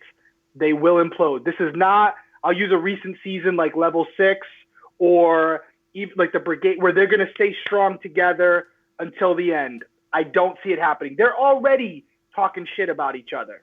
Mm-hmm. So I do think they're going to implode on themselves without any outside influence. So the objective right now, although I don't agree with Cliff's decision not to flush out the power, just last, because they're going to turn on each other and start throwing haymakers while you're standing in the background watching it all unfold. So although in past seasons, based on the history of Big Brother, having these big alliances, having them stay true to each other, and knowing that if you don't get them out early, you're just going to go home eventually or end up in jury, there is a very strong possibility that someone like a Cliff, someone like a Jess, someone like a Kat, who just kind of is just there, is going to last very far in the game, because Jack and Jackson are probably going to go after, someone in their line like Holly and Sis, because they don't want them there anymore for personal reasons. Chrissy's going to think everyone's out together, and she's just going to go after everyone. Tommy will probably go with Chrissy. So I don't love the move based on the history of Big Brother and what we've seen with past strong alliances. But based on the fact that Cliff went home this week, he legitimately went home and came back from the dead. Right. He's given himself, as long as they stay true to it, 2 more weeks. And in 2 weeks with this house, with this alliance, that's like 2 years, because they change by the second. Yeah. So I will give Cliff. I would give him a 7 like Melissa, but I'm going to give him a 6 because of how poor of a move I thought it was not to flush out that power. To just basically say, I'm going to give you everything you want, and it ain't going to cost you a dime. Well, no, There was Melissa no gave him a 5. Well, you gave him a 5? Like- I'm sorry then. So who gave him a 7? Didn't No, someone give him a nobody gave 7? him a 7. No. All right, well, nobody. I'm still going. Sticking to your guns. Still going 6. I would go 7. I'm going 7 because, again, it's so erratic in this house, and they change with the wind. Mm-hmm. I'm giving Cliff a 6 based on the fact that the negotiation this week was, hey, Chrissy, what do you want? You can have everything you want. Glad your HOH went the way you planned. That's what it was. So he's just surviving, which is not the way to play Big Brother. I know people float to the end, but history has taught us that if you're not making moves, the moves are being pulled on you. So That's where I'm at, Derek, because I feel like I've been so many times it's like Lucy with the football with these, the big alliance is going to break up. Like, even all the way back to your season, we're like, they're going to break up. They're going to break up. They're going to go after it. No, and it never seems to happen in modern day Big Brother. I don't know why. It just doesn't. So I'm like, is it really going to happen this time? Would you agree that this alliance is probably the weakest unity that we've had in probably 5-6 seasons? I mean, I think so. Yeah. Even season 19, right? Let's talk about season 19 for a second. Kind of a fractured alliance as well. They were talking shit about each other, but still, Paul was the glue that kind of held them together. And who's the glue this year? Chrissy? Yeah, basically. Who's the rational person? Tommy's going to try, but he's kind of a passive person. He doesn't have a strong personality, so he's not going to be able to keep them together. He's not going to do it. Yeah.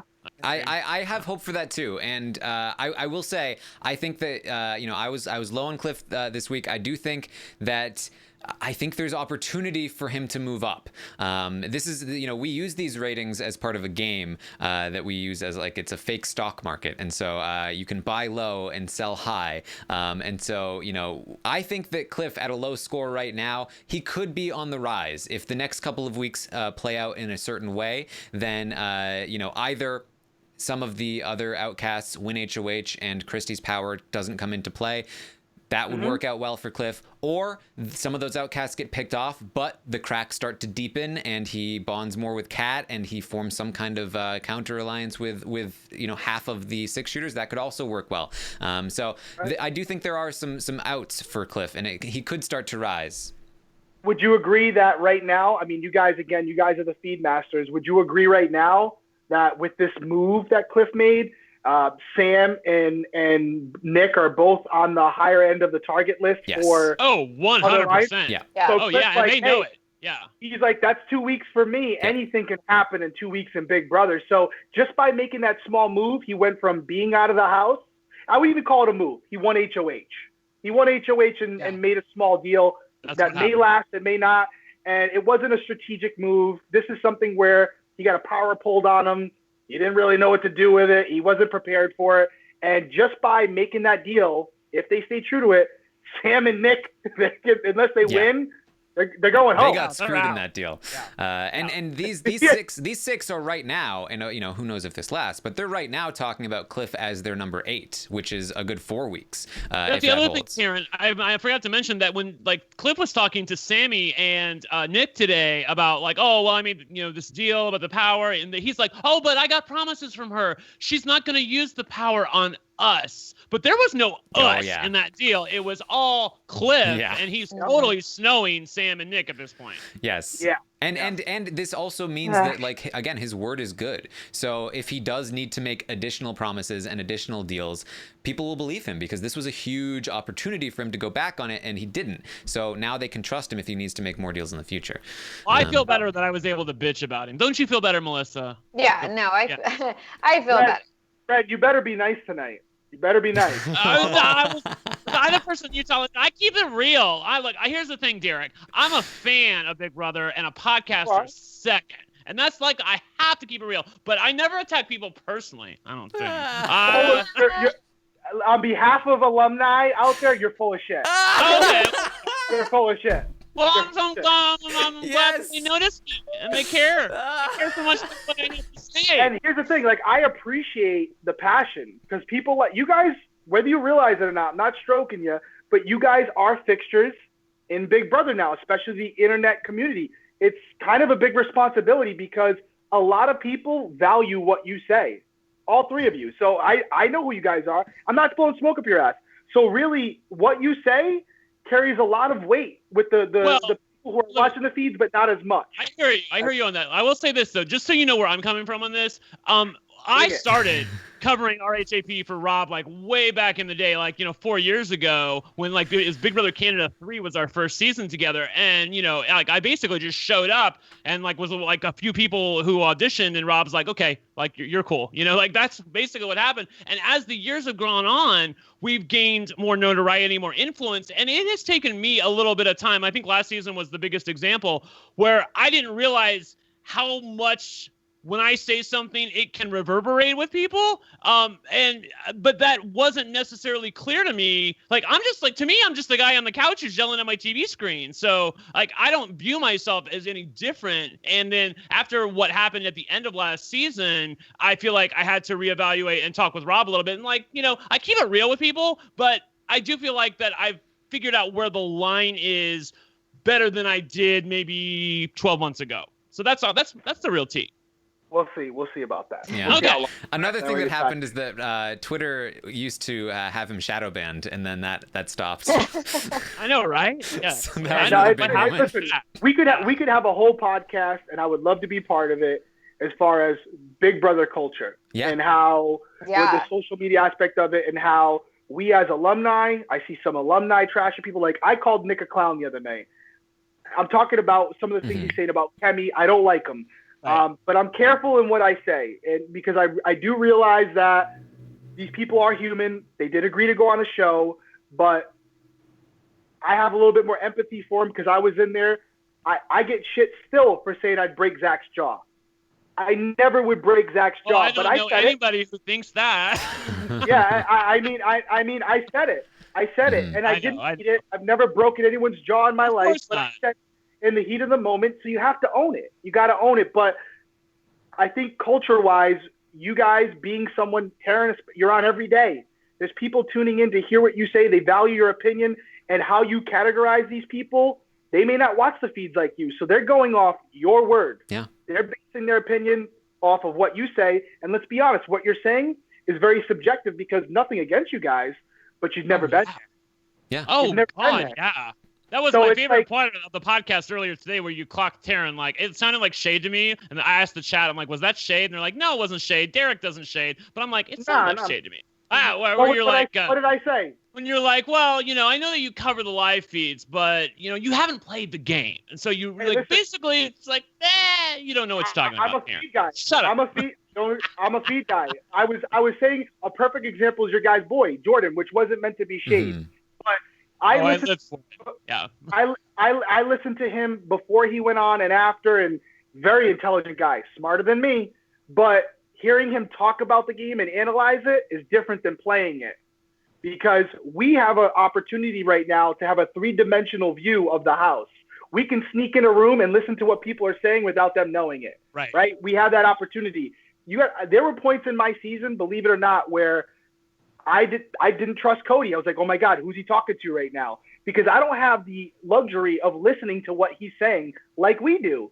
It's very easy to judge people based on their decisions when they're only having one-dimensional perspectives of what's going on. They're not in each room. So it's tough to kind of put yourself in that shoes unless you're there, but it is the case. I have a question I've always wanted to ask you before, because I want to ever have this opportunity again, like on a podcast. Let me make a quick response first, and then all right, if that's all right. I'll write it down. Okay. Let's go, Taran. Well, no, because I totally appreciate what you're saying in there, and I feel like I do feel a big responsibility as somebody that is a purveyor of like updates, and people know you, bro. People definitely know who you are, and it is tough because I do of course have my own perspective on things, and I try to convey that perspective, and I try to be entertaining, but I also try to do my best to be as empathetic and give people as much credit as I can as often as I can. And sometimes I don't live up to that standard, and I sometimes realize that, and I try to correct it.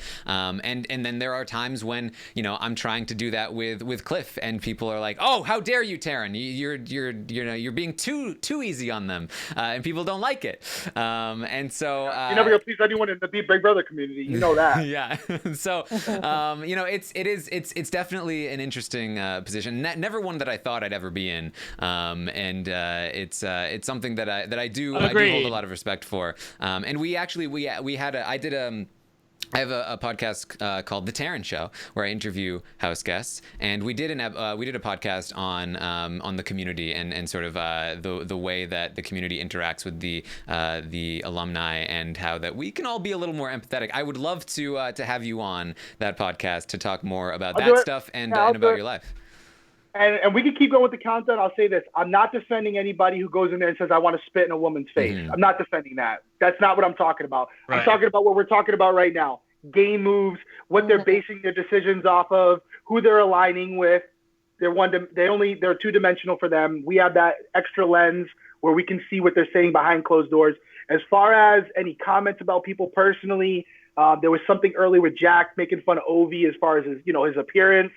I ain't about that life. Saying, "Oh, you're swole, bro." You're a douche. You're saying that. I don't have there's no place for that in the game. It's uncalled for. You want to call it out, call it out. They deserve to be called out for it. They knew what they signed up for. Talking just about games, but on to the next rating. We could talk about that for 2 nights probably. Well, what was Brent's question? I don't want to. I can say it. I was gonna say the same, but I'll ask it now. Okay, so you were talking about the fact that you don't have a 3-dimensional view of it when you're playing Big Brother. You were even thinking like doubting Cody at various moments. Yeah. So I wanted to know this: when Cody wins the final HOH and you're sitting on that couch with Victoria, like, is there a part of you that's like, oh my God, I'm going to go out in 3rd place here? Or were you really, really like sure that he was going to come through for you? I'm not a swearing on type of thing. Yeah. What can I do on this? I've done it a million times. I swear on my children. I had no doubt in my mind whatsoever. Okay. Think about something. The week before, he just got done telling Victoria, me and him are going to the end, Victoria. Sorry to tell you, but you're going home unless you beat one of us. Right. And you guys, being the feed masters, what happened the night before the final HOH before they shut off the feeds? I had Victoria in the back room, and you guys saw what I did. I always covered my bases. But the night before, I ruined my chances with her and told her, if I win tomorrow, I'm not taking you. I lied about why I wasn't taking her, but I told her. If you guys are watching the feeds, you saw that. And why would I do that if there was a chance I could win and then, possibly take her? That would make no sense for what I've been doing the whole season. So to answer your question, Brent, absolutely not. Okay. We truly felt in that house, again, 2-dimensional, that Frankie and Caleb and a couple other people who were they got backstabbed by me and Cody, out of spite would vote against us. We really thought they would. Just because Frankie, which you guys didn't see, after that meeting, took each one of us aside without the other one knowing and said, hey, I really want you to win. Take Victoria if you get there. And if you remember in that big conversation, he said, I will decide who wins. How poetic would it have been for Victoria to be sitting next to Cody and Frankie to get up there and go, guess what? I told you I would decide who won this game. Right. And out of spite, he convinced Zach, Caleb, and one other person. I would have voted against Cody. I've said it a million times. We made that pact with each other. That's the only collateral we had. She would have needed one more vote. She would have won. I know they can say it now. God, can you imagine? Oh, my God. Me on a podcast 2 years ago feels so vindicated right now. I don't know what I can say. Everyone keeps saying, "Well, you won, Derek. It's easy for you to say you would have taken Cody now." I don't know what else I could. I don't know what else I can say. I really don't. The DR never manipulated us, but I will tell you this: there were moments where I would go in there, and they would plant the seed in my head that Cody was maybe working behind the scenes on me. And it got to the point where we knew it. We conditioned to it.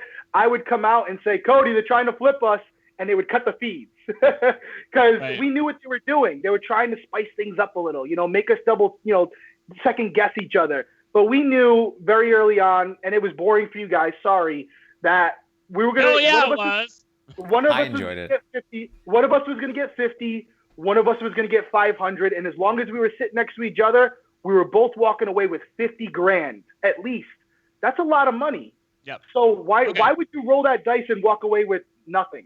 It makes no sense. So. Cool. All right. All right. Thank you. I've always wanted to know that. Thank you. I appreciate that. Great talk. All right, let's get back to the ratings now. We got to talk about Bella. Okay. Bella received the lowest rating you can possibly receive last week.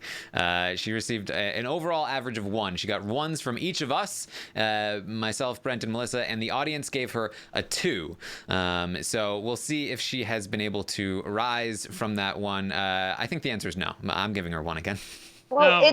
it's sucky because she's playing a better game, I feel, than last week, but she's still going home most likely. So it really did nothing. So yeah, I got to give her a 1.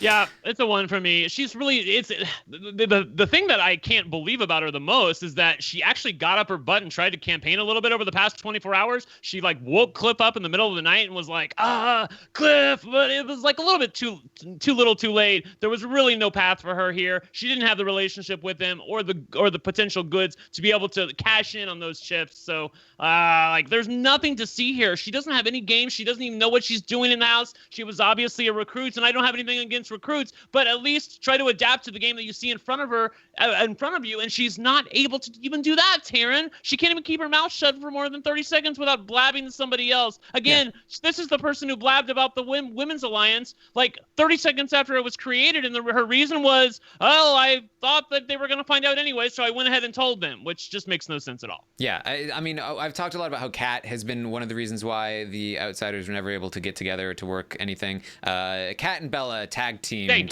to work and make that happen, just like Camp Comeback and the Whacktacular competitions tag teamed to bring us down here.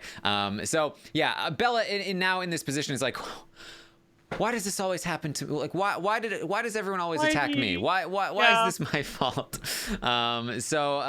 Very I think poor gameplay led us to here, and the audience actually did drop down from their 2 to a 1, so it's gonna be straight 1s for Bella this week. No respect on that game. Derek, do you have a different opinion on this one, or are you with us here? I'm gonna go with 0.1 because it's one thing. It's one thing to be a recruit. She literally, information is gold in that house. It's all you have. And she literally took every piece of information she had and used it against both sides, including her own alliance. So possibly no. I think it's fair. Go through real quick.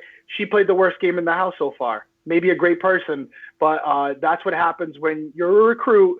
But you also don't study up before going in there and realize that if you're in an alliance, you don't use the information against your own alliance.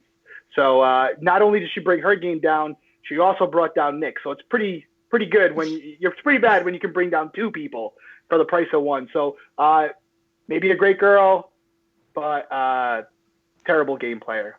Yeah. All right. So let's move on to Nick, who got straight 2s last week. I can say again pretty quickly off the bat here, Nick is going to receive another 2 from me. Me too. He's continuing to play poorly and putting a target on his back. As we mentioned before, Cliff making this deal really screwed Nick over, and now Nick is directly in the firing line up with Sam. Very big target for heading into next week. We know that it's almost definitely going to be a wall HOH, which Nick is very unlikely to win, and his allies are very unlikely to win it. So I fully expect to see Nick on the block come next Thursday, and maybe going home, maybe Sam going home, but it's a 2 from me. Melissa, what do you think? Yeah, it's unfortunate because I do feel like he's playing better this week than he did last week. But once again, it's not mattering because He has his eyes open at least, but that's only because they lifted up the mask and showed him the ugly face. I mean, that's what happened. Well, Like, I mean, Nicole told him, and she didn't. Nicole told him, and he didn't believe her. He didn't want to believe her. He totally villainized her. Last week. Yeah, I know, but then like moving into this week, he still didn't want to face reality until he was told by Cliff, look, this is what's happening. He's like, oh shit, really? Like but no, now like he is facing reality, and yeah, going into next week, he will be. Not necessarily meaning that he's going to do anything with it or that anything can happen for him, but I do think that in comparison, last week I was like, this guy has no idea what's going on. He's totally snowed. He's making the totally wrong move for his game. Right. And now at least I have some faith that he would do a move that's not in his, not. Well, I agree with that. Yeah, if he wins HOH, he's putting up 2 of the 6. I mean, basically, the funny part about me was I was listening to him go over potential nominations if he won HOH, and every combination included everybody in 6 shooters except for Sis, and we know why, because he likes it. And let's not forget that before Christy was going to use her power, he was still talking about wanting to work with Tommy because Tommy had him snowed, and he was going to go after Nicole the following week, even after being blindsided. Honestly, like he really deserves a 1 from me, but I'm going to give him a 2 just because I have a little bit of faith in his ability.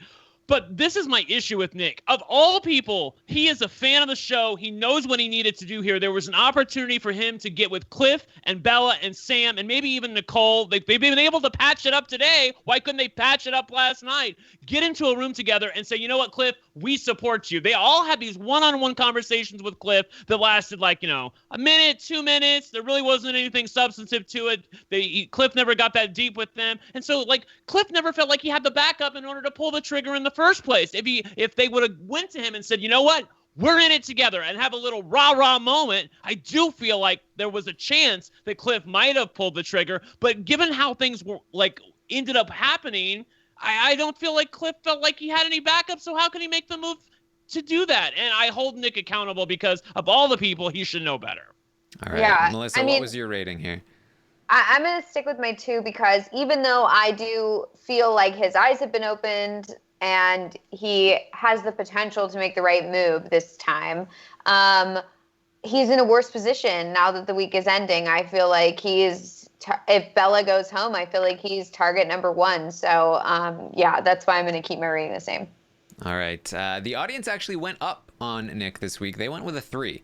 I guess just in a better position, maybe. I think they were extra mad at him last week for not making the move, and now he's a bit more woke to the status quo in the house. So audience a little higher on Nick. Derrick, where do you fall on this one? I think I'm with the viewers. I'm trying to not be biased here because I don't personally like Nick. There's nothing wrong with that. I don't like how he conducts himself. He has a lot to say. He has a lot to say. I'm not a fan of him. And that people can screen grab this, whatever. I don't care. I don't like him. I think a 3 is fair because if you're looking at it from a game perspective, he could be on the block next week. But I also think he's going to be looked as kind of like a loner now. He lost his best friend, and he's someone you can get out right away if you need to have someone to get out. But there are bigger fish to fry, so to speak, now. That are going after each other. And he's kind of he's a free agent. He's got nobody, that really is other than Sam. And I don't even think they know that him and Sam are really close. I don't know. You guys would know better than me. I don't pretend to watch. That's I would feel better about him if he was a Lone Ranger. But the fact that it's him and Sam, they're gonna if they don't win HOH, I do feel like it's going to be them on the block, and whichever one of them doesn't win the veto is the one that's going to go home. So. And if they have a choice, if they're both on the block, Sam's going before him. Or I would think Sam.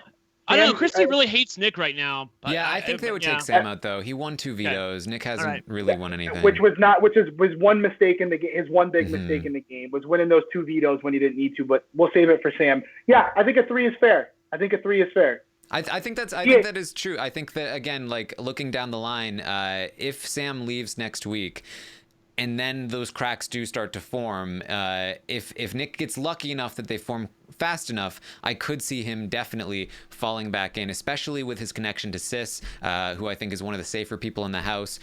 He could really fall into a decent group and make something work. So I hear you on that one.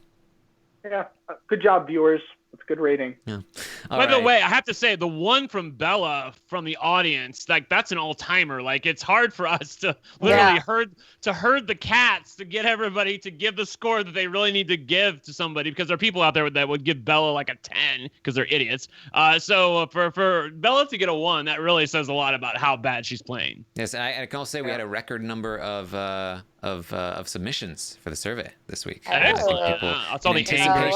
In anticipation of Derrick on the podcast, I think that helps as well.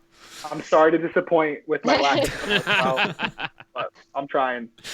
All right, let's talk about Jack. Last week, I was the highest on Jack. I gave him a 5 out of 10. The rest of you guys gave him 4s. So I'll start with this one here.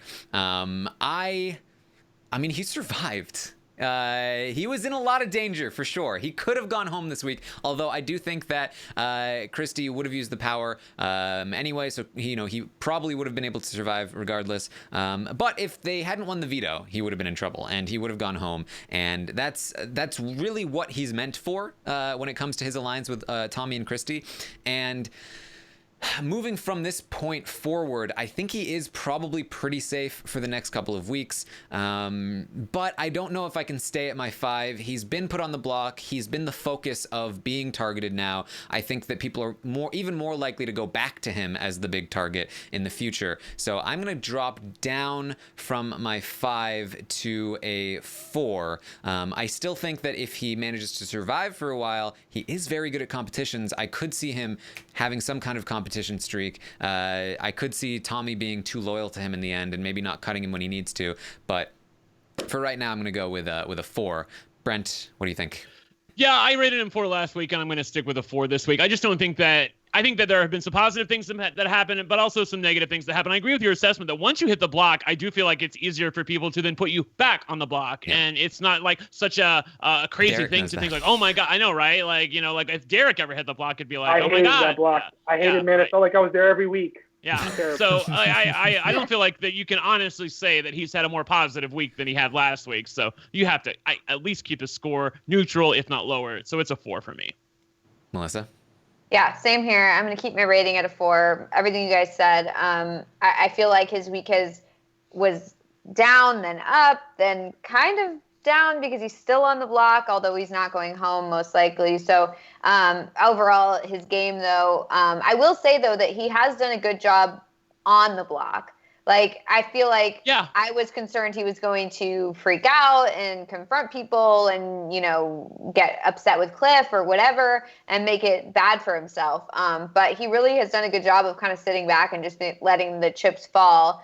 And, Christie did what she had to do in order to keep him safe. So I think he's in a decent position, but I'm still concerned because I do feel like he's like number 1 target, him and Christie moving forward on that side. So, yes. By the way, Nick, we've already talked about Nick, but since we're talking about him, like Jack, Nick feels like, turn off the feeds. This is Big Brother 19 all over again. He's gonna win. Like, it's hilarious to me that Nick views Jack as the Paul in this situation when I don't feel like that's true at all. I feel like if anybody's the Paul, it would be Christie, and I don't feel like she's anywhere close to Paul. So, Nick doesn't. Again, his reads on the house, Melissa, I don't feel like are accurate. But Jack is at least a figurehead, but he's not a Paul.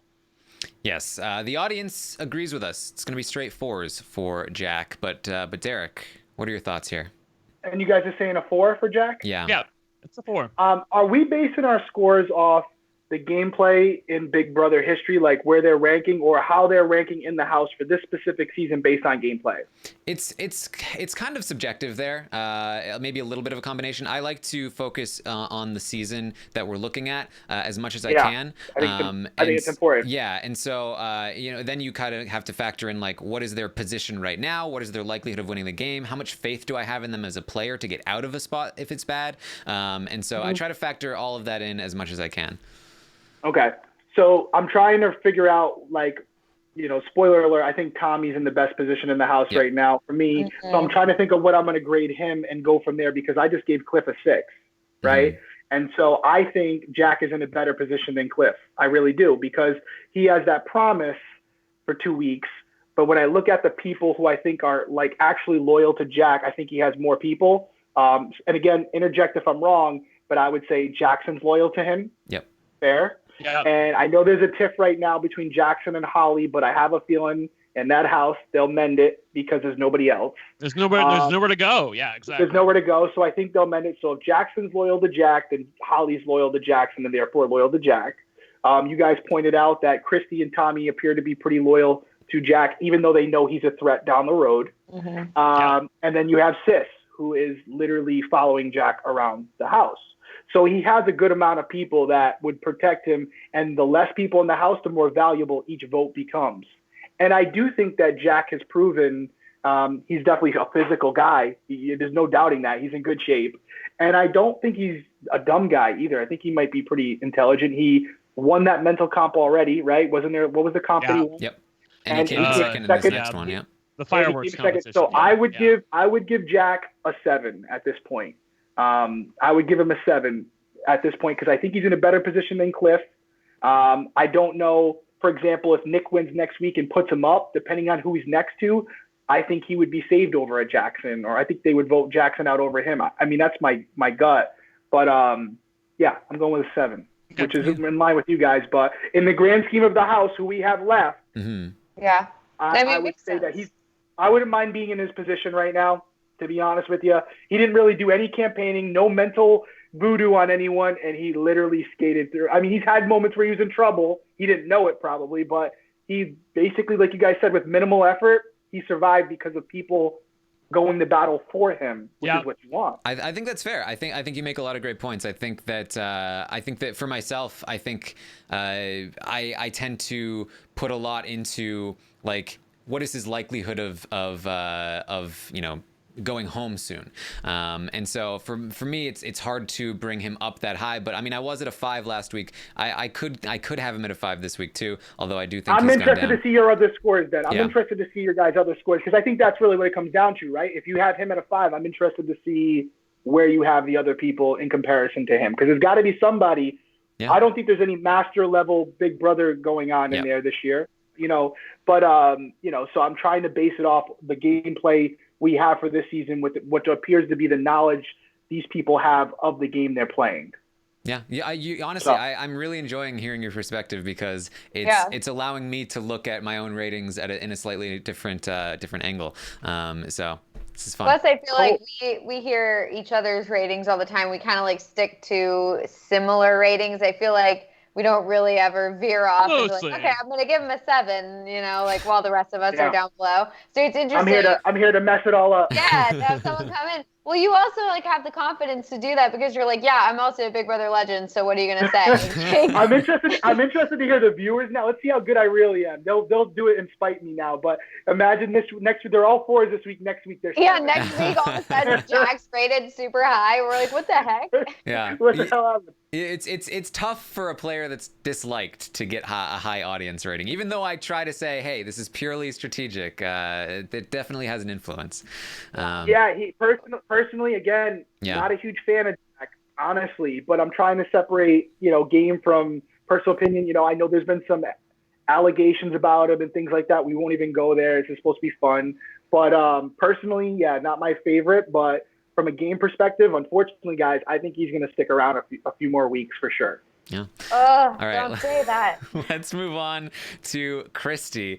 I was, again, the highest person on Christy last week. I gave her a 6. Everyone else gave her 5s. And that was, I had talked last week about how I was considering bringing Christy up to around where I had Tommy. I was probably going to give them both 8s. And then Christy, that was the day she freaked out about being the replacement nominee. Brussels sprouts was said. And it was like, oh boy, maybe we're a little too high on Christy. And so I separated them out a bit. I brought Tommy a little bit up. I brought Christy a bit down. But once again, I find myself seeing them come back together, I think. I do think that Tommy's in the better spot. I think that he is a lot safer. I think that he is probably just as capable, or maybe at least close to as capable as Christy is in terms of having influence in the house, but he doesn't utilize that influence as often as Christy does. So right now, I think we're seeing more impressive, like, active gameplay from Christy, but Tommy is still safer. So I'm still not quite the highest on Christy, and certainly given a lot of, like, her breakdowns and paranoia attacks, it's hard to see her making it all the way through. We certainly saw that a lot of people are now comparing her to Vanessa, saying that, hey, this is sort of how we saw Vanessa. I would not necessarily say that. I thought Vanessa was always extremely, even though she would have sort of, like, freakouts, she was always on the path of what was logical, and that is very much would destroy her. Yeah, very much not how I see Christy. Yeah. So I'm going to be a little bit higher on Christy than I was before. I think she did good work here. Things really just didn't go well for the 6-shooters and Christy this week, but because of her positioning and Tommy's positioning and her work throughout the week, she has managed to find herself in a good spot. She kept her power. I honestly don't think it's a super valuable power, except for in particular circumstances, but this is one of those circumstances, and another one might come up again. So I'm going to give Christy a 7 this week. I'm going up on Christy. Melissa, what are your thoughts?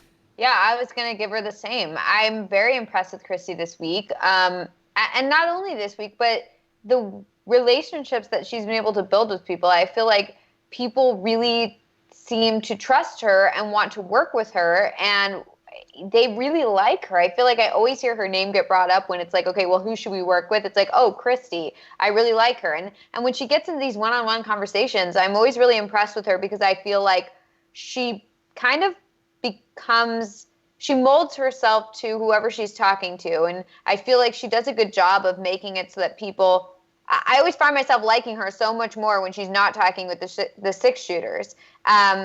Because I think she tries to, like, kind of emulate the person that she's talking to. In that moment. She does. Yeah. And she's like, I'm an outsider too. Like, I don't want to work with these people. Like, I don't want to be in this and that. And I feel like she does such a good job of convincing people that she's with them.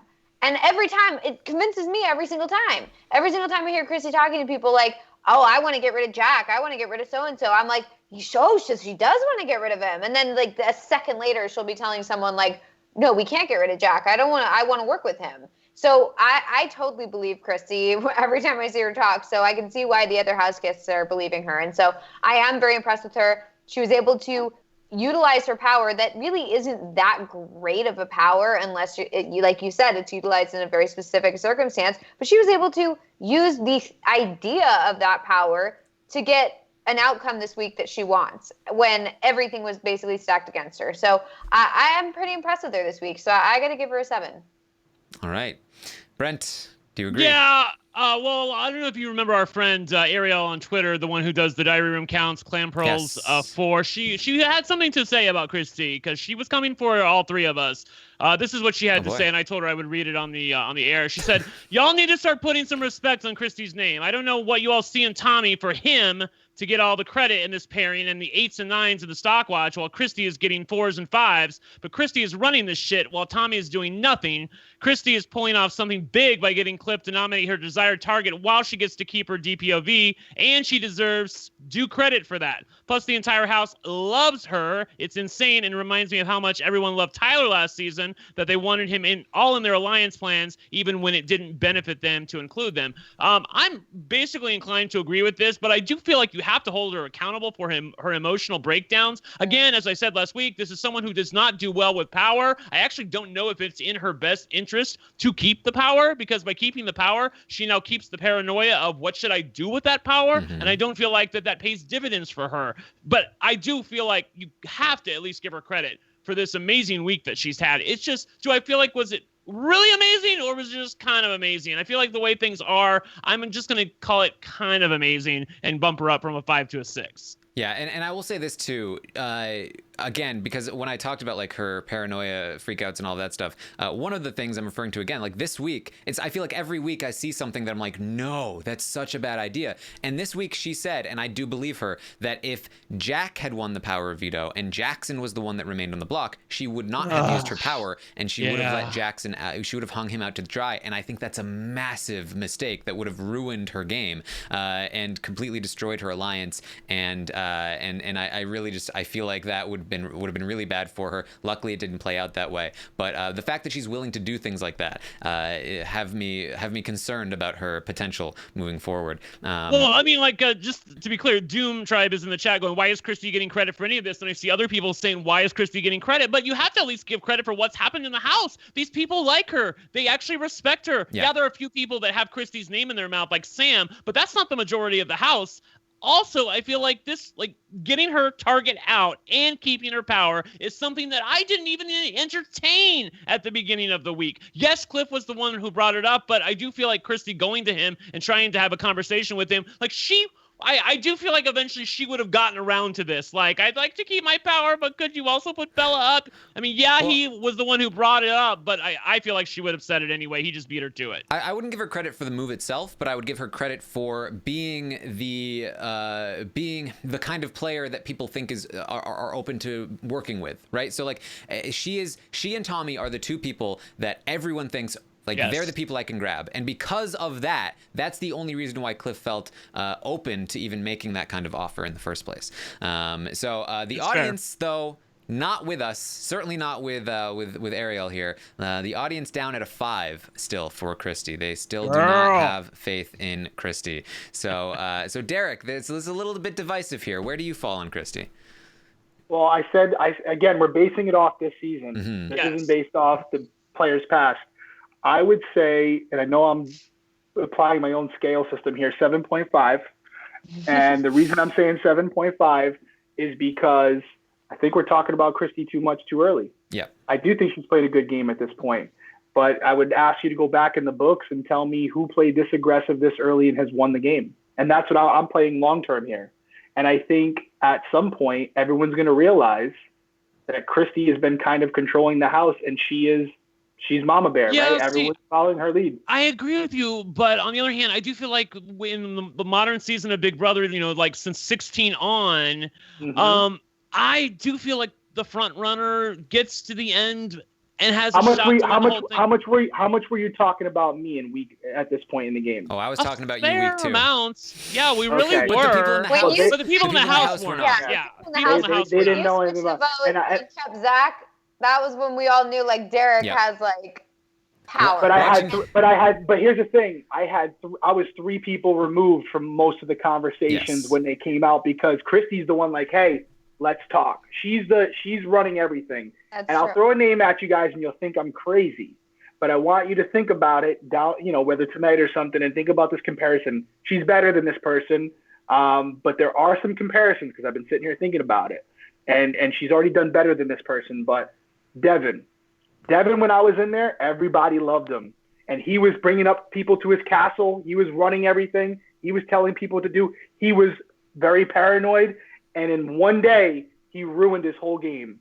And I could see Christy doing that as well. She can go from my 7.5, which is extremely strong in my scale, as you will see, to a 2.5 in one day. Mm-hmm. Because she is doing too much, too fast. And I also think that she is having a little too much confidence in her gameplay at this point. I think she made a reference to, I don't know if she was kidding or not, I saw it in the Twitter feed, to being a great Big Brother player, and she's very early in the game. I don't think she was kidding. No, she definitely was not kidding. I didn't see it. I'll take your guys' word for that. She's like, wow, this game is super easy. and I think my money would not be on Christy winning. She could go very far, and that's why I'm giving her a 7.5. That's very high. And she's in comparison to some of the other players, she's doing a very good job, and I give her a lot of credit for this week taking her power and using it as a bargaining chip that she didn't even have to use. Right. She extended the power of this one-time usage to 2 times. And that's incredible. So I don't know if that's more her gameplay or more on Cliff, not, in my opinion, Taran and I disagree on this, not carrying it out the right way. So 7.5, she's She's doing very good for the season. Yeah, But I know that. No. I know that people are talking about her more than they are talking about, like, say, you in the Big Brother house. However, I do feel like you have to be true to yourself. And Christy's the kind of player, she has to play balls out. She has to play from the front. She can't do it the way that it probably needs to be done. But I am glad that she's at least playing to her strengths. So I have a little bit more confidence in that. Do you think people will get tired of that? What's your opinions on that? Do you think people are going to eventually go, who are you? They won't say it to her face, but they're going to be like, why is Christy, we're not playing your game. We're trying to win too. It's really hard. I mean, Taran and I have talked about this, but she has a little bit of an asterisk next to her name because, you know, she has Tommy and she has a relationship coming into the house that nobody else has. There's like a free pass to the outside world where you know this person is not going to screw you over. So like, but given that this is the game as I'm evaluating it, then I feel like I have to give her a generally positive score, considering that what. What did you give her first? I gave her a 5 last week. I gave her a 6 this week. Wow, I'm still higher than Brent. He's defending her. Yeah. That's how it works sometimes.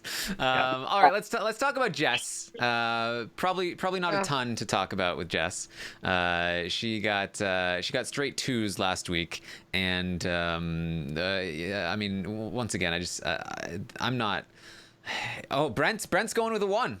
I'm going with a 1. She's this I'm sorry. I'm trying to be nice with Derrick on the show, but this woman is an idiot. She is an absolute moron. I don't know where they found her. She is an absolute dolt. She said the other day, like, I don't know, they're all up there in that room, like, with 8 people. You think they'd have, like, an 8-person alliance or something, huh? Like, you think, like, she just, like, it blows my mind how stupid she is. I just spit all over my camera when I said that.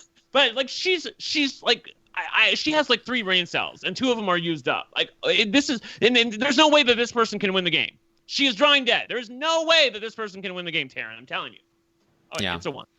I just feel like she doesn't care about the game very much. Yeah. That's kind of the vibe I get from her, is that, like, I don't know. I thought that she did care about the game in the beginning. I don't know why all of a sudden it's just like, she got her hand smacked. That's who cares? I'm not going to vote where I need to vote. I'm just going to vote, like, with the group or whatever. Like, I just feel like, I don't know. I'm like the little kid who got told no because she was playing ballsy. She was going all out. She was trying to make an alliance. She was trying to put the women together, but then she got found out. She got put on the block. Her life flashed in front of her eyes, and now she's like, I just want to be safe. Like, she thought that she was loved. Like, even when we knew she was going to be going up on the block, she had no idea that she was going to go up on the block. She thought she was loved. She thought she was getting away with everything in the house. So I have no confidence in her at all.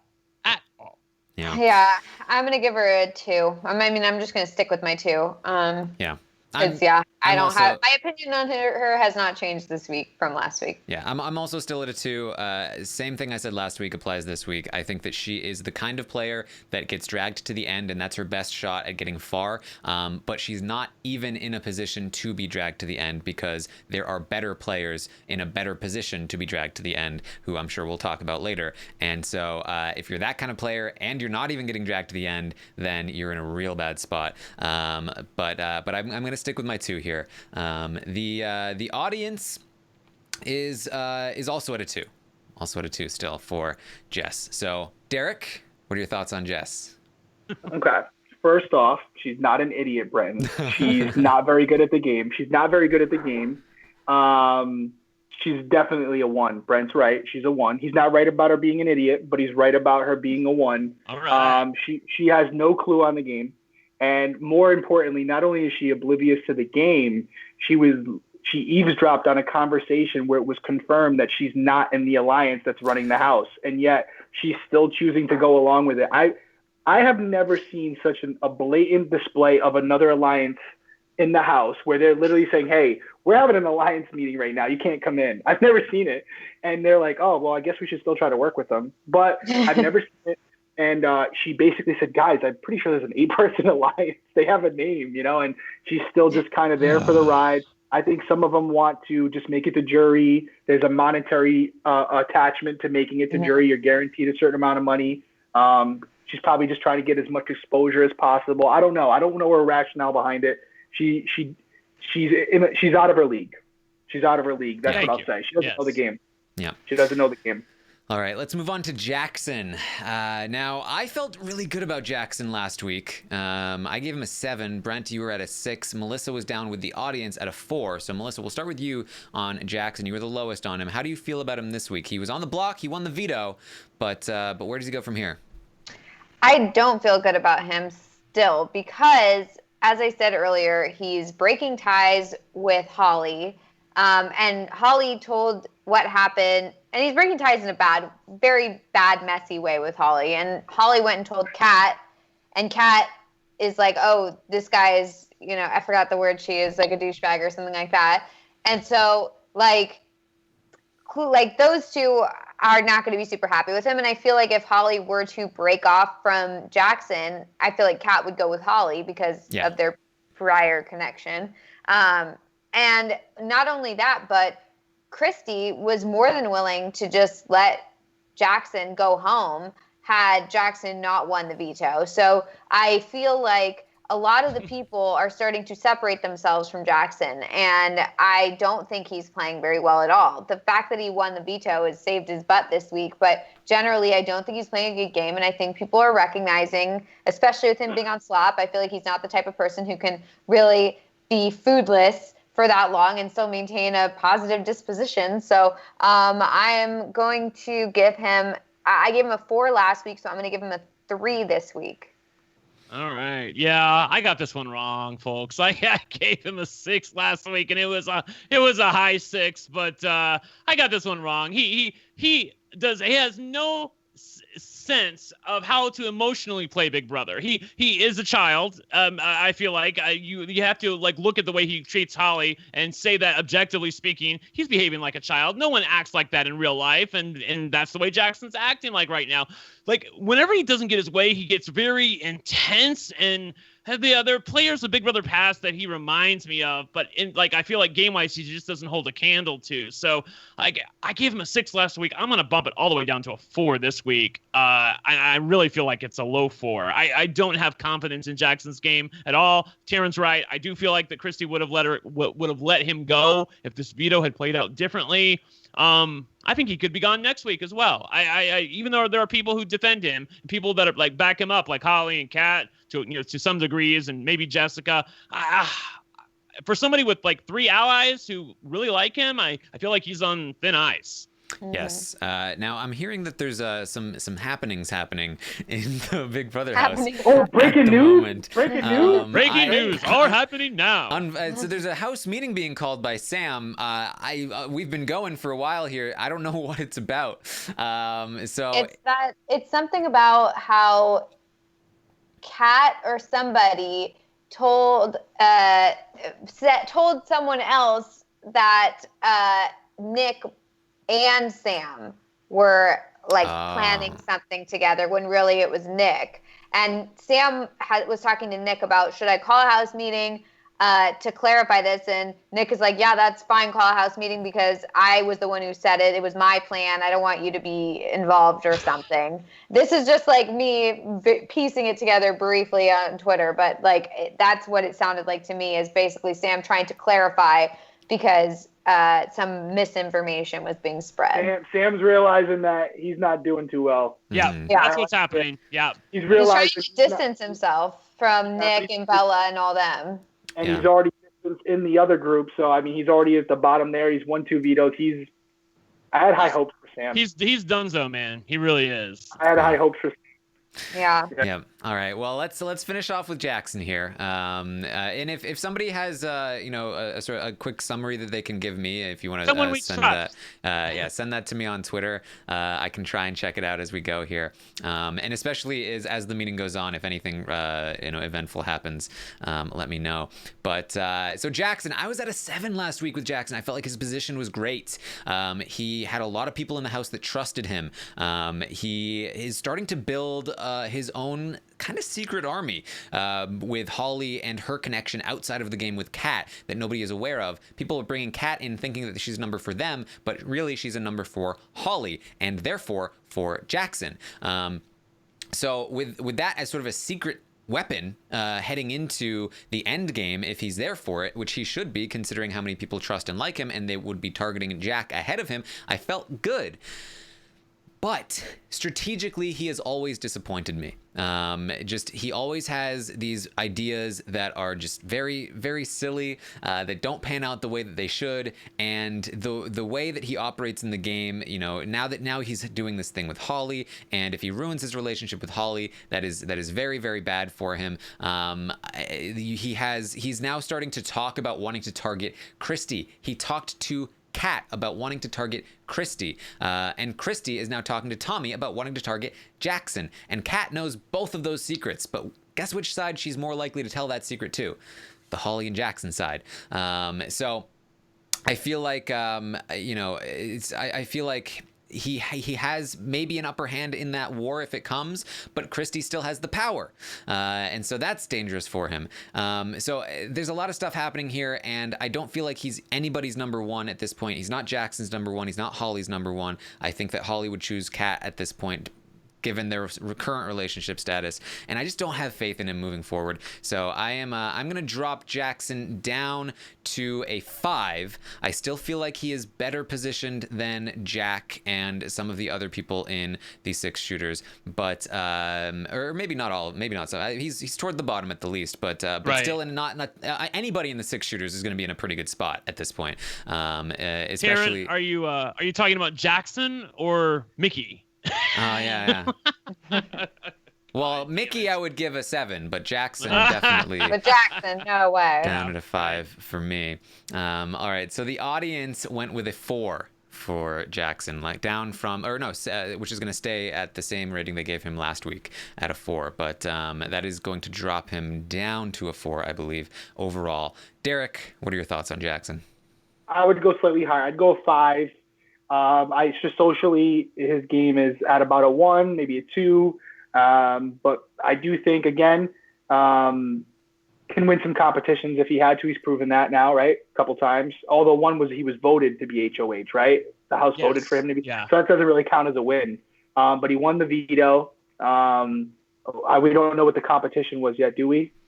It was something to do with like taking clothes off, I think. Okay, so like a physical, more of a physical cop. Well, I mean, like I said, I definitely don't see him going far, and he's about a 5 for me. He's definitely, in my scale, below Jack. And again, the one ally he has in Holly, he's weakening that alliance, and she has a strong bond with Kat because of their outside relationship. All the points you made, Taran, I agree with. I think 5 and even a 4 that the fans are giving, I think that's fair. He's in trouble, and he's pissed. He's going to continue to piss people off because he's not very self-aware. Yes, I'm being told that part of the House meeting is also going to be calling Christy out a little bit for being a bit of a snake. So that should be interesting if that's true. Oh, who was saying that earlier? Oh man. It just I don't know. Really, it's a gift, guys. It's a new level of embarrassment when we're proven wrong right on the same damn podcast. I know. At Dude, least listen, usually it's the next day. Would we all agree real quick on Christy? She's playing both sides. Oh, yeah. She's playing And all 7 Yeah, sides. There's no middleman. It's her. She's going and playing. She's doing it herself. So these are words out of her mouth that are coming true, and now they can cross-reference and say, hey, but she told you you're her final core guys. Well, she told me the same thing, and she's using the same phrasing. So if it were me and they said, oh, well, she swore on her sis, I'd be like, you got to be telling the truth because she said the same phrasing to me. Right. That's how you get caught. And I'm telling you, it may not happen. We've seen seasons where nobody ever compares notes, but if they compare notes, she is toast. She will not be able to handle that pressure. She'll start crying. I'm just so worried it'd be like the Paul season where it was like everyone did cross-reference, but they were like, yeah, but I'm the real final That's two. that's the difference, I think. People like Paul, Tyler, Derrick himself here, the way that they ran things, if people did compare notes, I mean, you can attest to this. Like, you had outs. Like, you didn't go all in on everybody. You talked in a way where you were able to spin it if it ever got out, and so on and so forth. The way that Christy talks is 100%. I hate Jack. I would never go to the end with him. I hate these other people. I'm 100% with you. You're my dream I'm not team. dumb enough to go with the couples. Yeah. Like, of course I want to go with you. I hate them. Yeah, exactly. And Melissa, to your point, and I don't know how you guys feel because this is my first. I'm a rookie here. You know, I don't know what your feeling is on Paul, but if I had to look at it from what I've seen, Paul is leaps and bounds above Christy as far as his mental capability of covering his tracks, remembering what he said, the phrases he uses, what he says, how he says it. So someone like Paul, he's a big dog in a little pound. You know what I mean? And he would be able to spin that like no tomorrow. He never really got too flustered. Where, like we saw on the show, Christy gets flustered with just the wind changing direction. So someone like Paul in this house would eat them alive. He'd eat them alive, and he'd have them second guessing each other by the end of the conversation. Yes. Yeah. All right. Totally. Let's talk about Nicole. I feel like she's an interesting one here. She was on the block last week. It looked like a lot of things were looking bad for her because of the big blow up. But she was gonna be saved, and so that gave me hope. I gave her a 5. Brent, you were the lowest on Nicole. On Melissa. On Melissa. Brent has always secretly, he gives me ratings for you, Melissa, every podcast, and week. he's been pretty low on you. You were the Shade. lowest on Nicole at a 3 last week. I feel like Nicole went up and now a little bit back down. I don't know. Where do you stand on this one? I mean, I'm going to keep her score the same. I feel like she is playing a pretty bad game. She had an opening where these people kept her in the house. She was blindsided into staying, which is the rare hat trick in Big Brother. I don't know anybody who's ever been able to do that before. That's not a hat trick, but it's an amazing accomplishment to stay and be blindsided. But then, like, the same people that just voted for her to stay, she tells them right to their face, "Oh, I don't know if I could vote with you now, even though you just saved my life," which of course they're going to want a little bit of payback for. Like, why were you that honest? Don't be honest to them. At least tell them what they want to hear and make your decision later. There was, at that point in time, there was nothing to be gained. Cliff hadn't even made his decision yet. I don't know why she was talking about hypotheticals in such an absolute sense, right to the people that had just saved her face. So, you have to be honest. This is a pretty bad week for her. So, week-wise, it's another 3. She's still possibly going to go home if things work out badly. If they try to backdoor Sam, Nick wins the veto or something, or Sam wins the veto and takes Nick off, or some crazy combination, it's still possible she could go home in the next week or 2. Yeah, I had a lot of faith in her game-wise because I thought she had been doing a really good job up until she got caught. And I also love her. But I talked about this a little bit on on one of the updates. I feel like she's a little gun-shy. That she was really, she was taking shots. She was trying to break up the big alliance by going back and forth, and she got caught, and she got just completely a bucket of terribleness dumped on her, and now I think she's a little bit afraid to put herself out there again and to really try super hard in the game. And she's mentioned it a few times that she doesn't want to be in the middle anymore. She wants to just be in a group of people that support her and that she's in an alliance and she's able to just be comfortable there. She had an opportunity. Why didn't she grab Sam and Nick and go up to the HOH room with Cliff? What? Because Bella. She was able to get past that today. Yeah. So I don't know why she couldn't get past that before. I think she was willing to do that, but they didn't have Kat or Jess. They didn't have the numbers anyway. Yeah, so, whatever. Yeah, but my point is, I have a little less faith in her game wise. I think her position is even slightly worse than it was before. But I still have some faith that she can gain her confidence back, and that if she has the ability to win HOH next week, or to slide by a few more weeks as Nick or Sam get targeted first, that she can maybe bounce back. So I'm going to go with a 4 for Nicole. Melissa, where do you stand? Yeah, I feel like she's in about the same position that she was last week, and I feel like there was a possibility of her being in a better position, but that didn't pan out. However, I see a situation right now where she possibly starts to blend into the background, considering that we've got Nick and Sam and, and even right now they're holding this whole house meeting, and I feel like Nicole is kind of just like fading. And so I don't think she's going to be the next target. There's a possibility that she can kind of get herself in with the group. And the fact that her and Cliff have solidified this final two, I think is helpful. So I feel like she's in about the same position as she was last week. So I'm going to stick with my 5. All right. And the audience also going to stick with their 5 for Nicole. Derrick, what are your thoughts? Okay, first off, you guys have really good fans because I'm getting the cheat sheet, the stock sheet of like all the So yeah, shout out to Alexandra for sending that to me. To have that, very impressive. I can't read it all. There's thousands of it. It looks like there's literally a ton of people. There are some tabs that you can look at. There are tabs at the bottom that you can click on live ratings.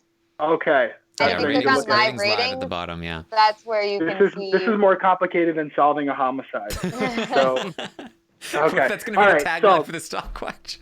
Yeah, seriously. Solve it. There's less, too complicated. There's less webs and homicide cases that I work. But anyways, so I'm going to give Nicole a 10.5 because I know Brent doesn't like my Nicole, so I'm just going to spite him and say 10.5. Shout out to Nicole. Yes. No. I forgot you were on the same season with her. Oh my god. I love Nicole. Yes. Sweetheart, she's amazing. That said, Nicole is a 4 for me because I think she's playing slightly better than Jackson still with all the things that have happened. She knows the game better, but Jackson still has a few extra people that I think would go to battle for him. Yeah. Not wholeheartedly, but more than Nicole. Nicole, again, has Cliff. As far as I see, that's really it. And maybe Nick, maybe Sam, right? Is that fair? I don't know. I don't really think she has anyone that's going to fully – she doesn't have a strong number 2. Is that fair to say? That's her closest ally is Cliff, who I do not think would go out throw on her limb. overboard in a heartbeat. Yeah. No, he would vote her out in a heartbeat. No problem. Yeah.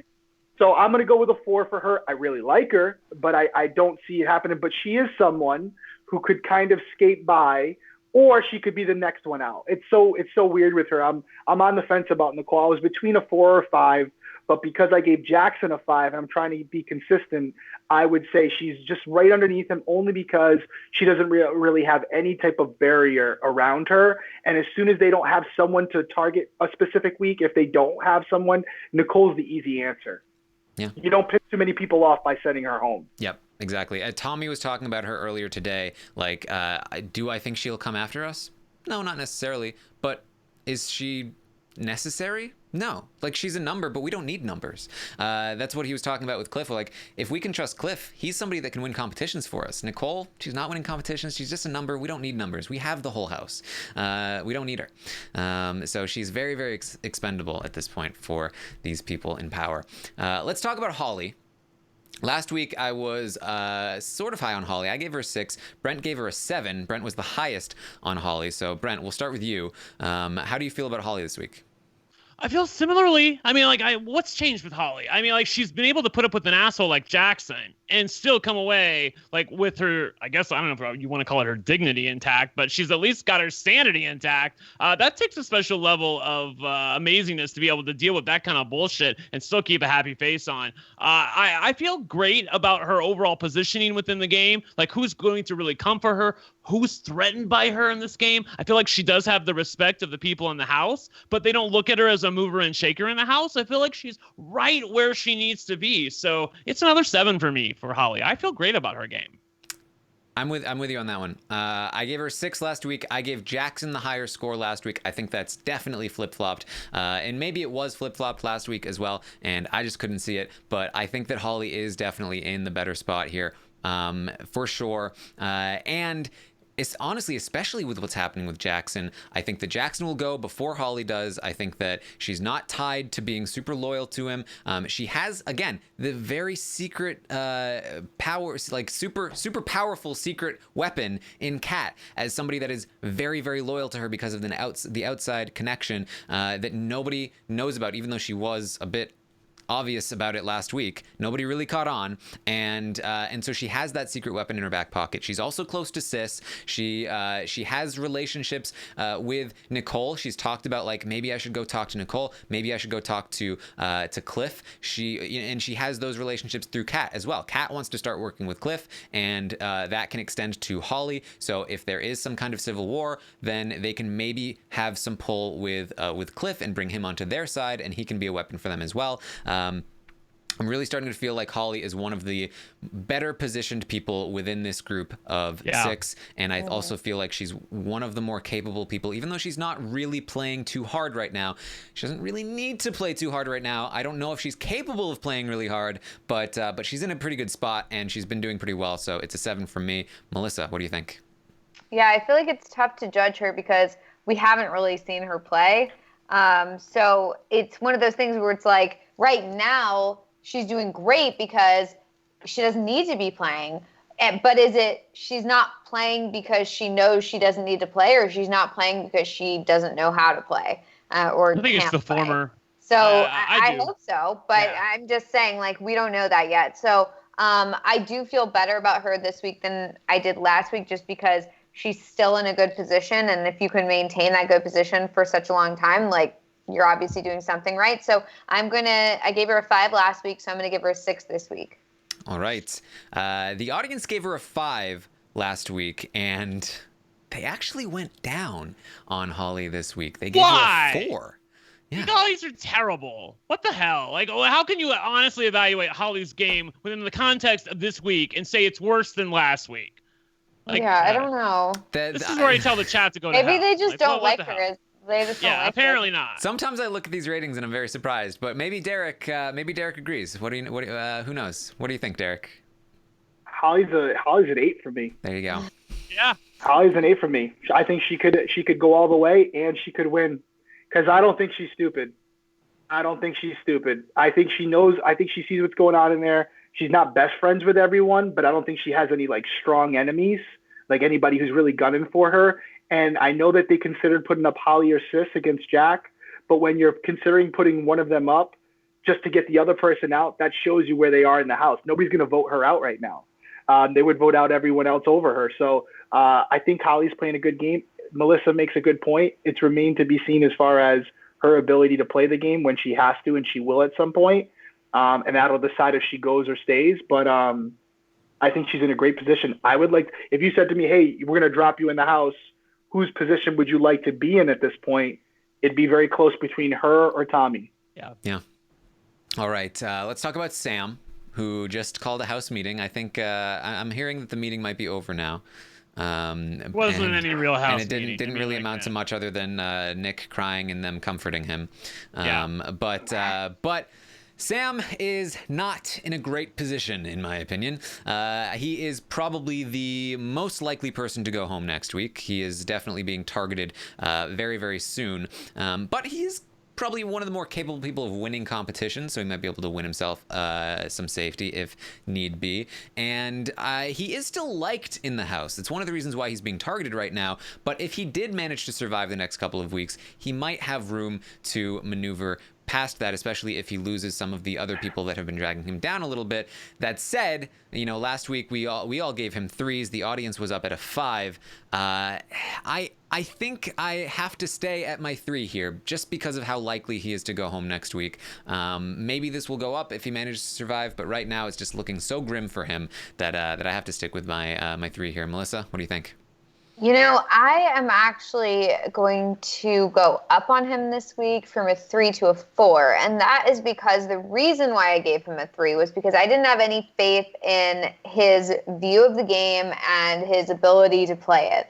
But I feel like now at least he knows where he stands. And I do think that maybe he's not in as good of a position, but I do have but I have more faith that he has a better idea of what to do moving forward. And so I do feel better about him, and that is why I've increased my score. Like, I don't know how you, and I'm saying this with all due love. Like, I don't know how you can increase his score when I feel like we're at the end of the Scooby-Doo movie where, like, they take the mask off the villain and they show him, oh my God, it's Mr. Smith who lives next door. And then it's like, oh, but now I can solve the mystery. Like, of course he's playing better now that they showed all their cards to him. I don't know how you can give him any credit for that. Well, you have I've never seen Scooby-Doo.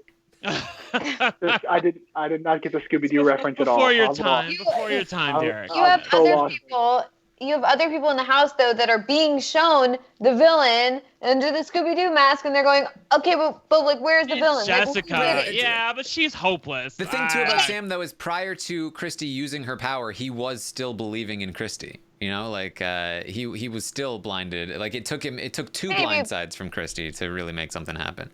I don't know, maybe blinded by Christy, but I think a lot of the houses are blinded by Christy. And also, to be honest, I don't even know where Christy really stands. So I don't necessarily think it's being wrong about Christy. I think it's like, oh, well, yeah, sure, he is putting too much faith in Christy, perhaps, but he's also recognizing that he's not in that group of 8 or 6 or whatever, and now he's finally realizing that, like, oh, I'm not part of this. I need to do something else. And so I do think that, you know, I don't know. I just, the reason why my score was so low for him last week had a lot to do with the fact that he was talking about targeting, you know, Cliff and Nicole and all that, and he was just letting Nick go ahead and nominate these people. So I didn't have any faith in him last week. I do think that moving forward, if he gets in a position of power, he would know what to do and actually make a good move this time. So I do have a little bit of faith in him, and he is the type of person to win competitions.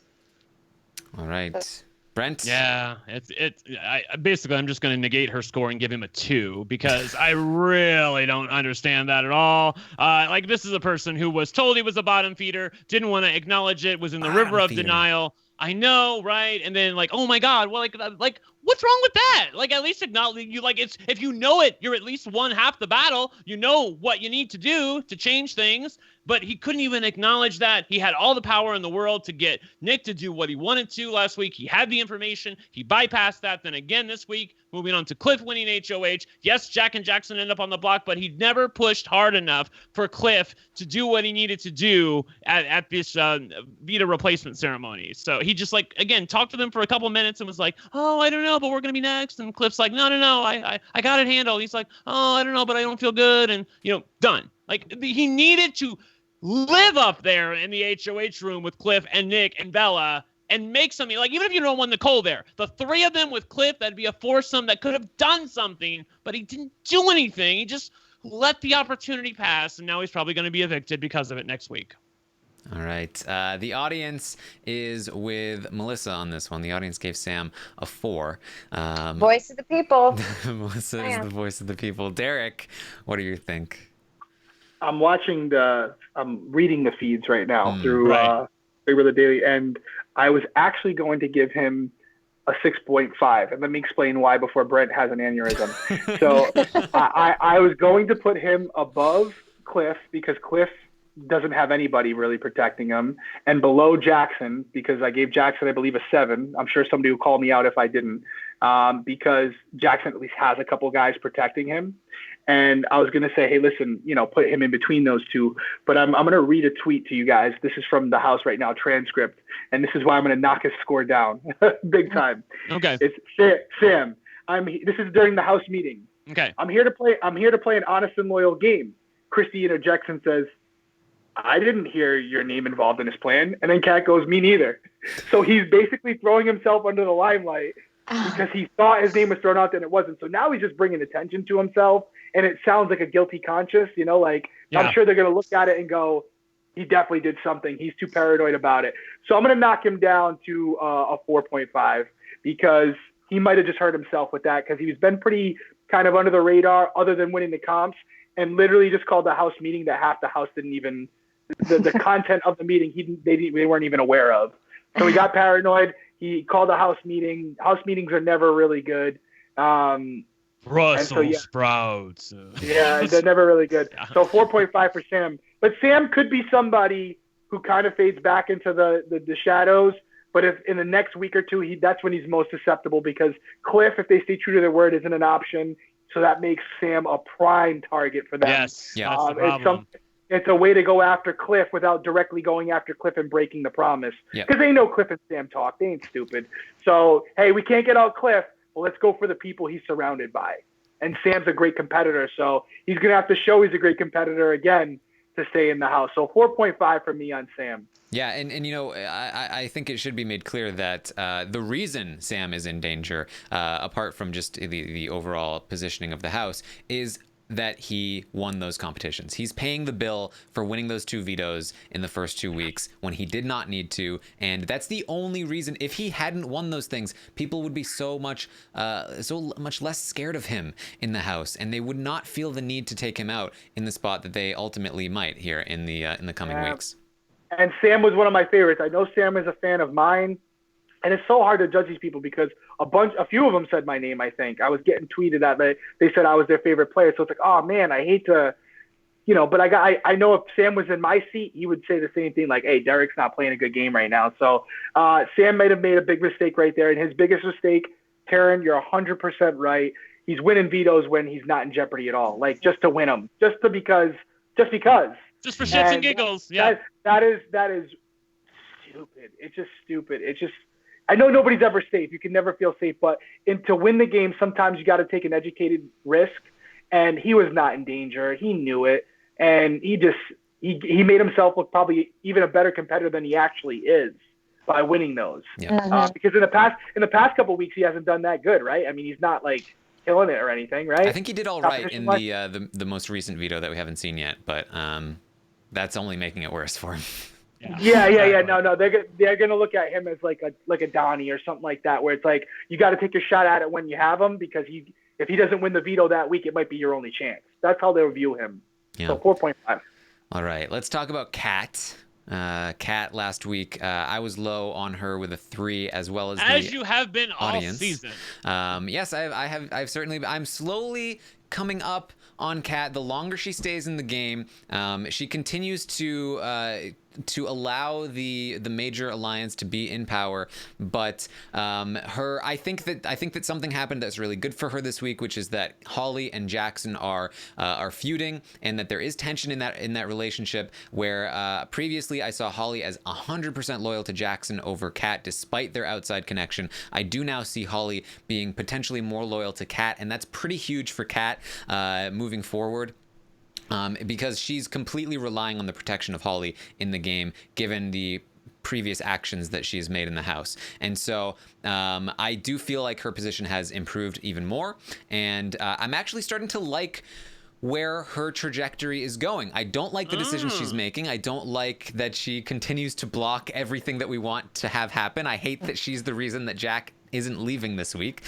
But she's not in immediate danger. She was brought in as the 7th of 6. And if there is some kind of split, then she is in a prime position to take advantage of it, given her connection to Holly. So I'm going to move Kat up from a 3. I'm actually going to go up to a 5 on Kat. I'm starting to see a path for her here. She also has continued to be well liked in the house, so that's another advantage that she has. Maybe I'm too high on her. Maybe I'll come back down, but I'm going to be up to a 5 on Kat this week. So Derrick is already giving me a look like I just did something terrible. So what do you think of Kat, Derrick? Yeah, what do you think?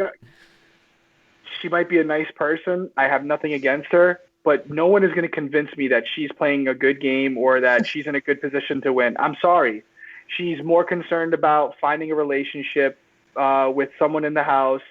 They're basically telling her indirectly that you're not in the actual alliance, but you're in the outskirts of the alliance. You're like the number 7 and the 6th person or whatever. And she's more concerned about what Brent thinks than what anybody in the house thinks. And I don't think that's, I mean, stop me if I'm wrong. I don't think that's fake. I think she genuinely is like, I really hope, regardless of what happens this season, Brett calls me afterwards. Is that fair to say? Oh, she's talking Yeah. about. Well, yeah, exactly. Yeah, I think that's what she wants. She's also said on the. She's also like defended her position on the feeds to various people, including Holly, that like, so what if I'm not here to win the game? So what if I'm here to gain followers? I always keep an open mind. I don't disrespect her. I think she seems like a nice person. She seems like she's like probably fun outside the house to hang out with. But as far as gameplay is concerned, and you want to talk about like respect for the game and the history of it, and I think she was the one that said a reverse backdoor or something like. Yeah. I'm sorry, guys. I'll be that person. I'm giving her a 2. I'm giving her a 2. Now that said, people came for me when I did that. Yeah, she could. Well, people came for me when I made the comment on Twitter about just flipping her by saying Brett would like this move. And Yeah. Nobody's gonna convince me that she knows what she's doing in there. Mm-hmm. She doesn't, and she could be in the final 2 though. That said, Yeah, she could be in the final 2. It would have to be a very bitter jury for her to win. But I will say that I think this is going to probably be one of the most vindictive juries we have in modern Big Brother. All right. That's an interesting take. I feel like that's an interesting take because I think that you are totally right. I think there are definitely people in that jury house that will be very vindictive, but there's also, I think, a presence with Nicole and Cliff and some of the other people who I think Cliff is going to be a very active voice of respect the game. If he makes it to jury. If he makes it to jury, that's a good point. How many We have more to weeks? see if he makes it. One more How week. many more weeks?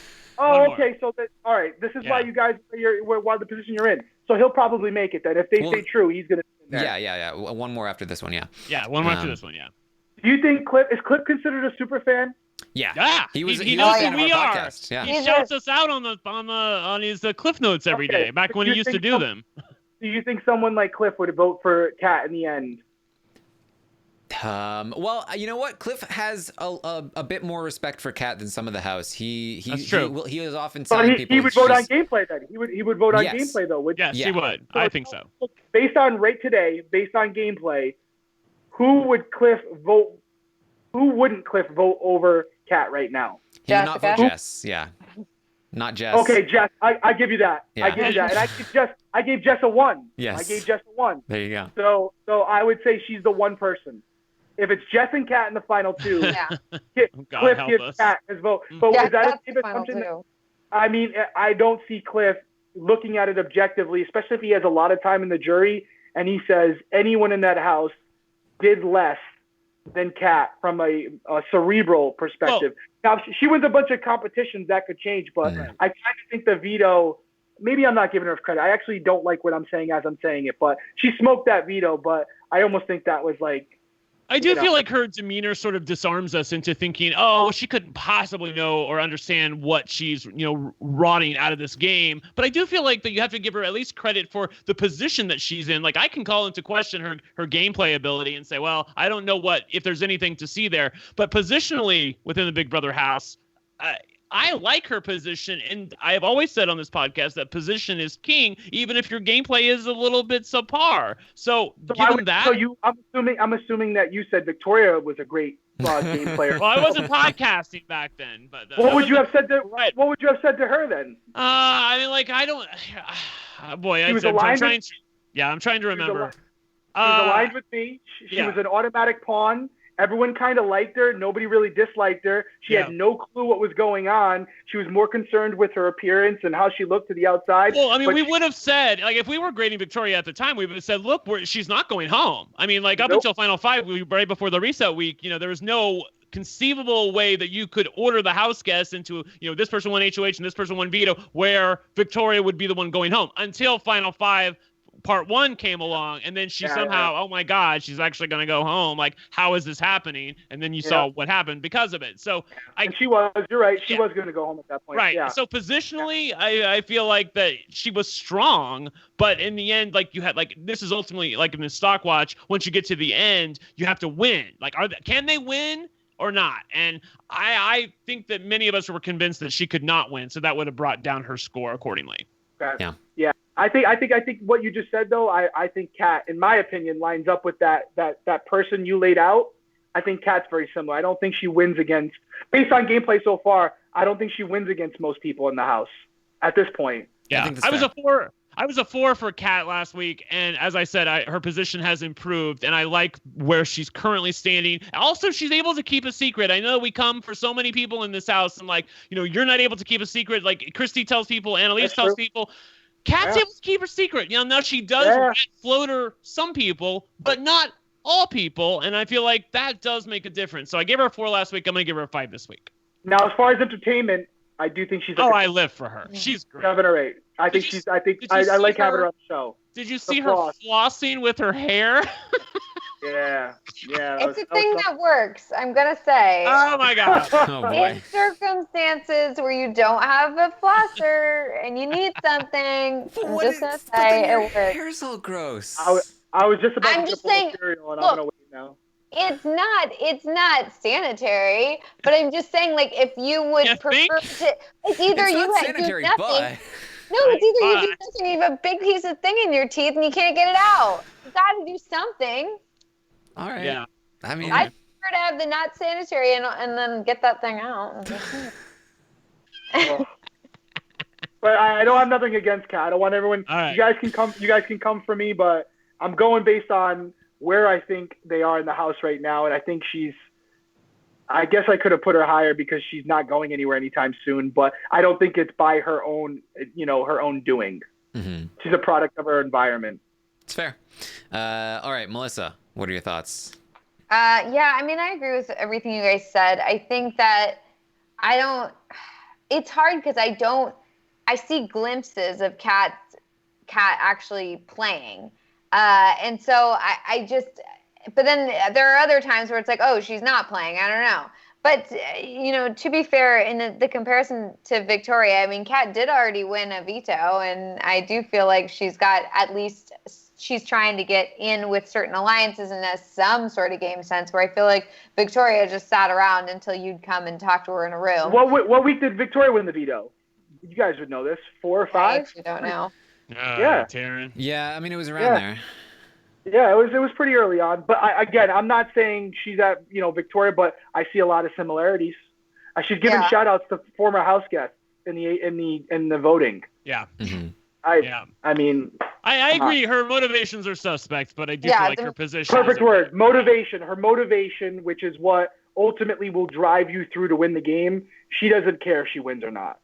Okay. That is, I can give you that for sure.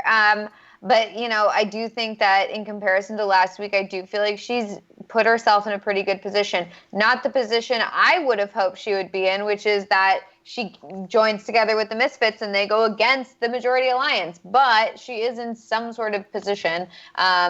And that position is better off than a lot of the other people in the house. So, I'm going to give her a 5 as well, because I gave her a 4 last week. All right.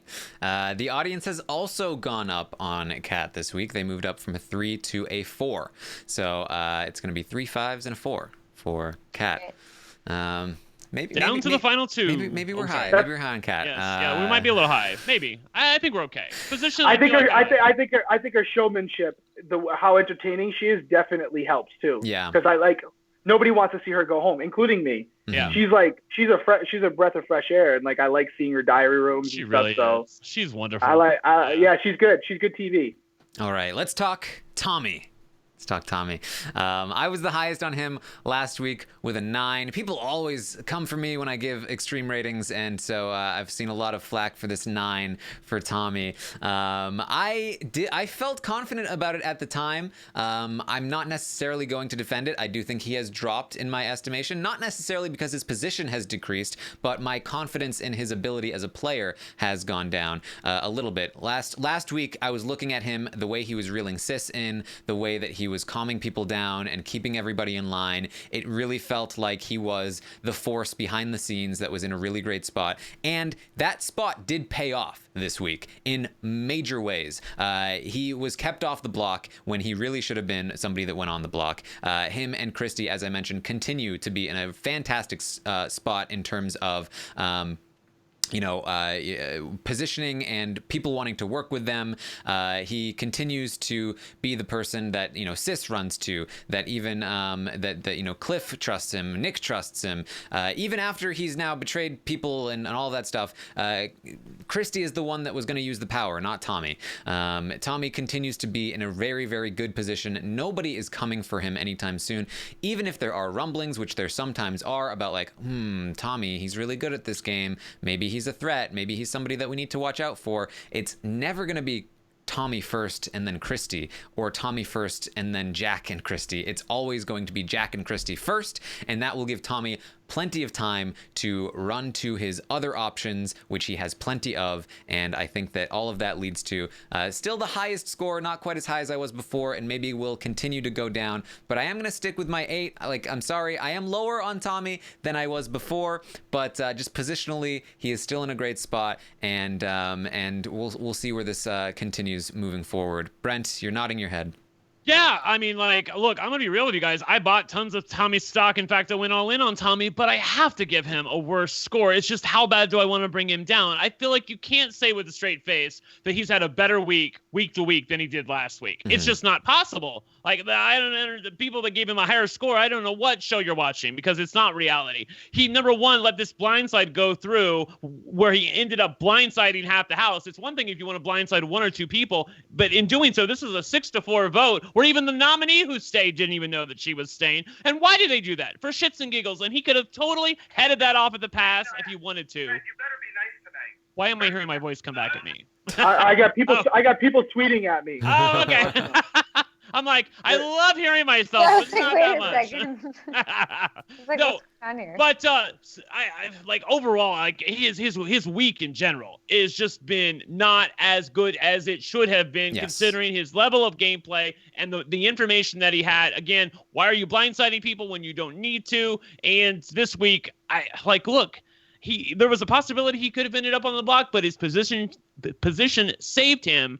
But his position will not save him every time. The more you pushed it, the less it's going to pay dividends for you in the end. I gave him an 8 last week. It's down to a 7 this week, and I was really close to a 6. Yeah. Honestly, I want to be clear about this, because some people are, Taran, he's in love with Tommy, just like he was in love with Tyler, and just like he was in love with Anthony, just like he was in love with Nicole, just like he was in love with all of the Mitch. players that do very well in seasons. But I do not think Tommy is on their level. This is very seasonal that I'm giving him an 8. I think he's in the best spot this season. He's in a better spot than Christy, I believe, right now. I think he's in a better spot than Holly right now. Not by much, just by 1 point. But he is not a good enough player for me to elevate him to the 9. I thought he was last week because of what I saw in him last week. I did not see that this week. I saw some bad stuff at the end of last week. I've seen some bad stuff this week, and so it's dropping. It might continue to drop, but just in terms of where he's positioned in relation to the rest of the house right now, I still think he's in the best spot. So that's why he has an 8 from me. Melissa, bring it home.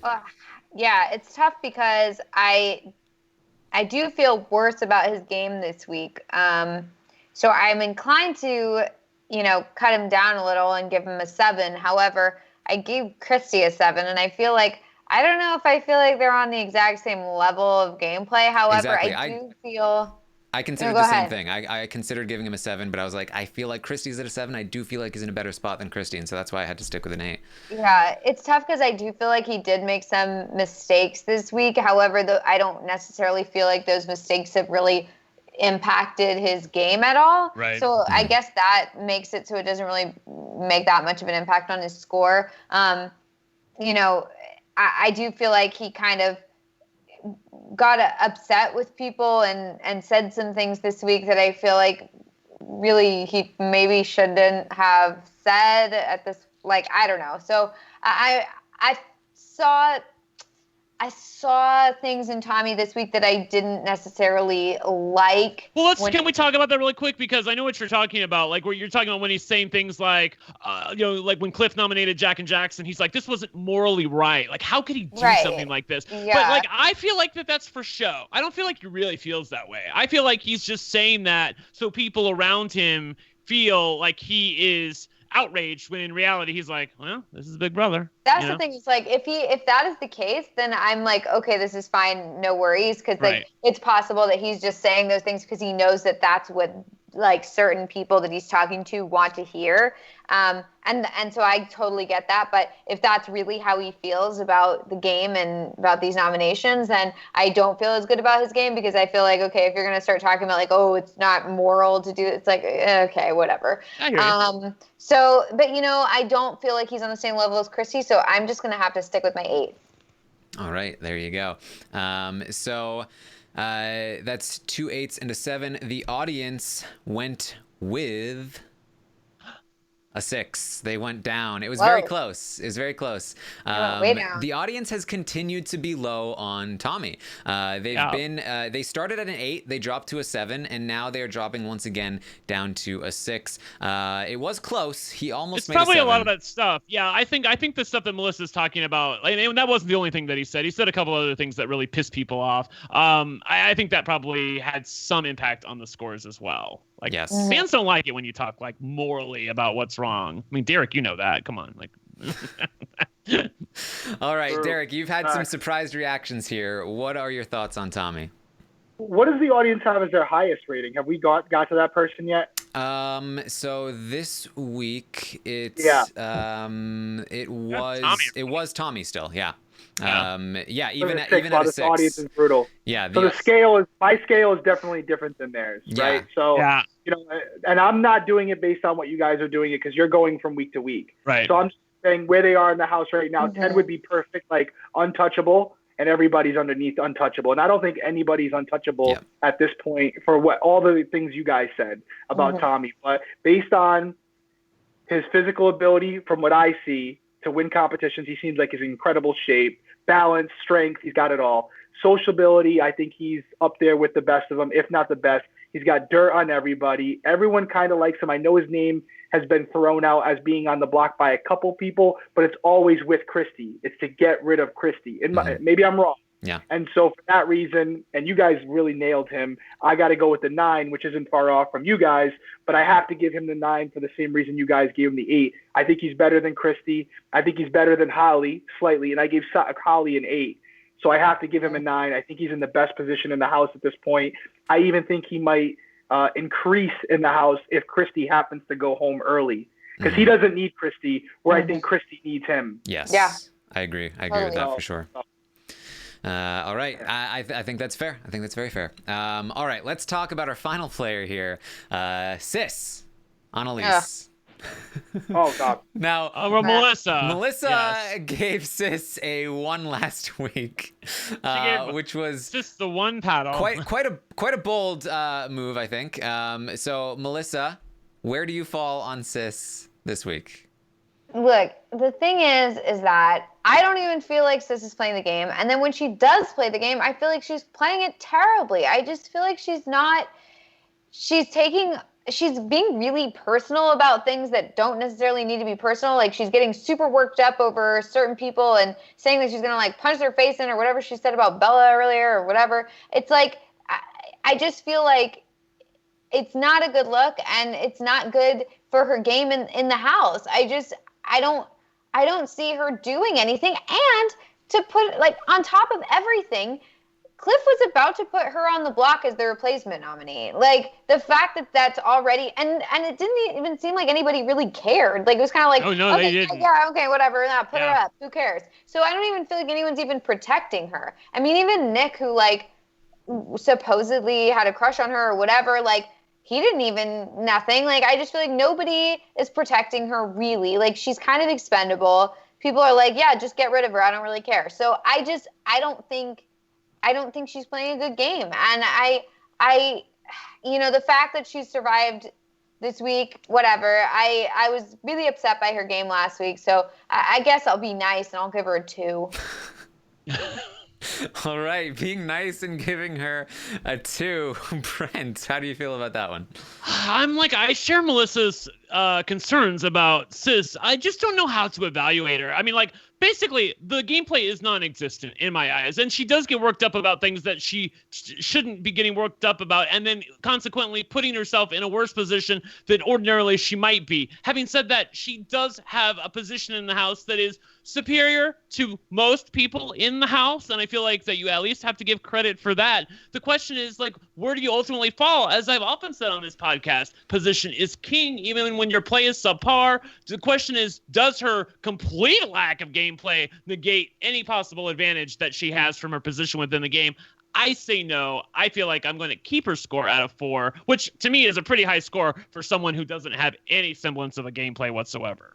Yes, I agree still with Brent. I thought that maybe it would look a little bit bad for Sis, but even then, Cliff didn't even want to risk putting Sis on the block because he didn't want to risk Sis being a casualty of war, because she is just in such she is the person that when I look at Jess, when I look at Kat, I'm just like, these people might be dragged to the end, but Sis is the person that I fully expect to see sitting in the final 4, probably in the final 3, and maybe even in the final 2, because she's very, very well positioned in the middle of the 6 shooters.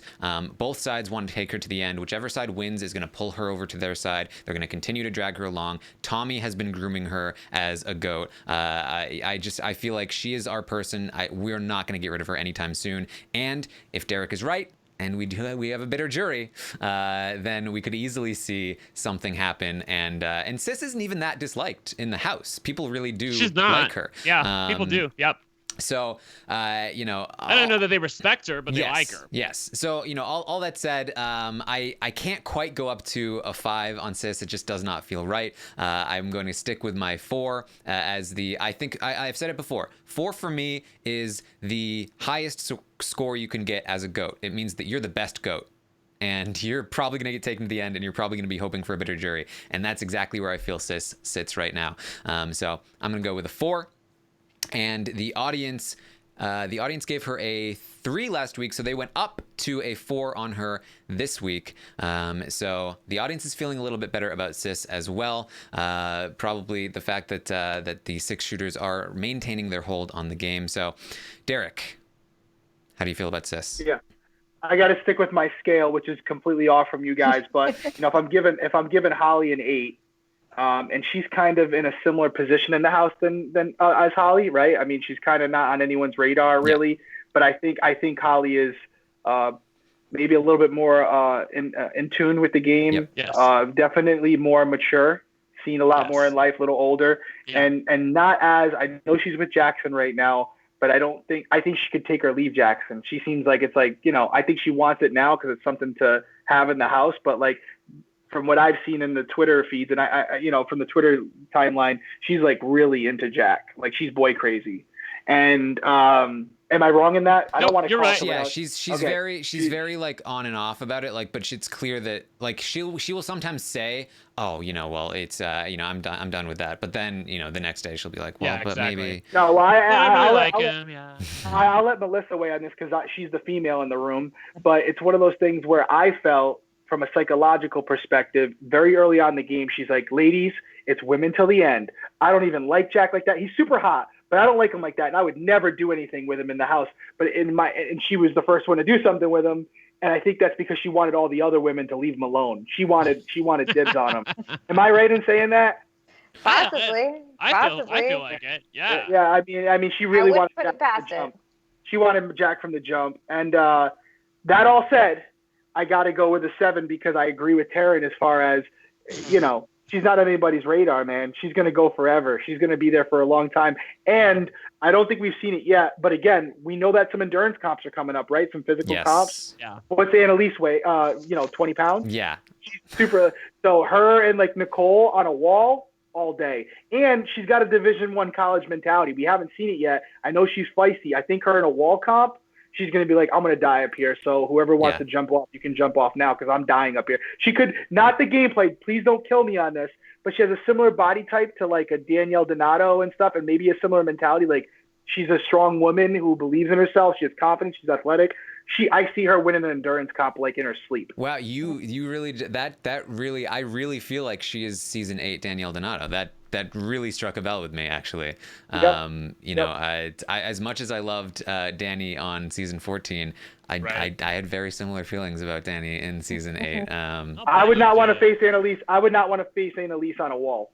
Yeah. Oh, yeah. Yeah, She's super light, and she's very fit, and she is very strong in the lower body, which is exactly where you need to be strong for those competitions. She's in great shape. And Nicole, I ain't sleeping on her either. She's another one who could just sit up there all day. So I think Annalise could actually improve her position in the house. And yeah, I think she's in a great position right now. Like, don't change anything. Just keep doing what you're doing. I think she's got to be careful with the I hate him, I hate her, I want to punch her in the face, because eventually someone will use that against her when it comes down to them going after each other. So that could come back to bite her. But as of right now, a lot bigger people to go after. She's doing okay. Yes. All right.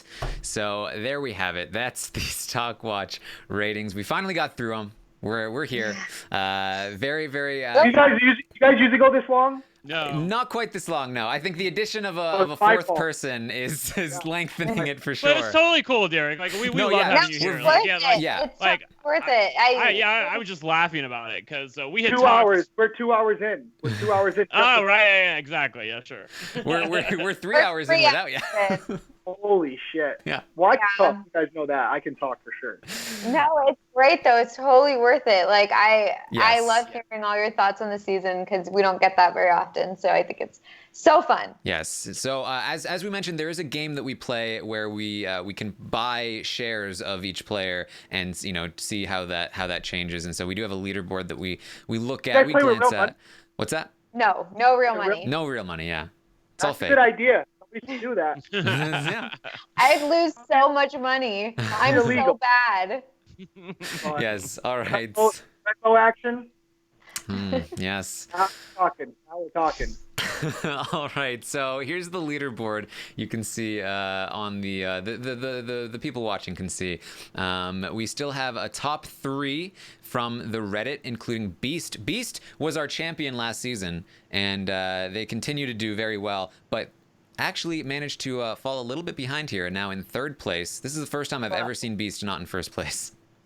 Yeah, he kept like some Tommy shares for like a nonsensical reason. Like I didn't understand that Beast. Like that was odd. I guess played it safe a little bit. I did take the lead back from Brent here in 4th place. Brent still not too far behind. Actually, that's never mind. On the leaderboard, not too far behind.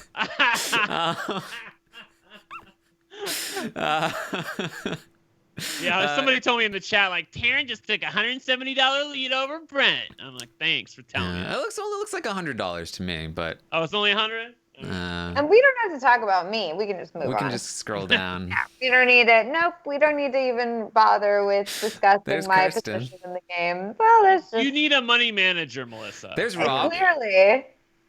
How's Rob doing? Rob's in 106th place with... Right. He went That's in why some he Holly, has a podcast. Some Kat, some Nicole, and some Tommy. And then there's Melissa there at 158th place. It's intentional, everyone. I love it. I'm How just he brings trying that to up. let everyone else have a chance. Taran's like, and there's Melissa. Really like, tiring it out took my me a scrolling second finger. to find. Look, this is a come from behind victory, and I have a plan. Oh God. This is all thought out. All right. Just you wait and see. All right, let me bring up this other view here, and We should bring it up. We should compare our ratings to Joker's. oh they do like a favorite player, Yeah, right? it's like a They building. do like it's a gonna be game like- rating. Yeah. If you ever want to know who's at top, I don't go on Joker's anymore because I used to shout it out all the time when I was in the house, but I just can't take what the stuff they write about people on it. It's crazy. But I could probably tell you the Joker's ratings right now without looking at it, and I haven't been on it this season. But I can tell you based on Twitter where people rank, which is kind of weird. But I used to always look at Joker's and be like, oh, this is gameplay, but it's not rated on gameplay on there, which is unfortunate. It's likability. Yeah. Mhm. Yeah. Yes. Totally. All right. Okay, so We have some other questions that I ask on the survey. We're going to quickly go through those, and then we're going to start to wrap up. So how would you rank? How would you rate the episodes of Big Brother this week? People gave the episodes a 5.6 average this week, which was an improvement from last week at the very least, where they gave it a 4 average. So people felt a little bit better about the episodes this week. The feeds were given a 5.7, which was also an improvement from last week, a 4.6. And then how would you rate the season overall? Last week was a 3.3, which is a very low rating, and it has moved up a little bit to a 3.6. So people still very low on the season, even though they're a little higher on this week. Yeah. Not great. Are you as low on the season as the audience is here, Derrick? I'm not, and I can't lie and say I'm not a little biased because I do know people in production. Mm-hmm. I'll speak to one thing as long as nobody's in a rush to get out of here. I mean, I hear people complaining about them not covering some of the things that are being said in the house, as far as, other people and stuff like that. And I want people to, and I'm not defending them. I'm not on CBS's payroll. I'm way outside my contract. But this is how I truly feel. I'm on a show. I'm a producer on my show.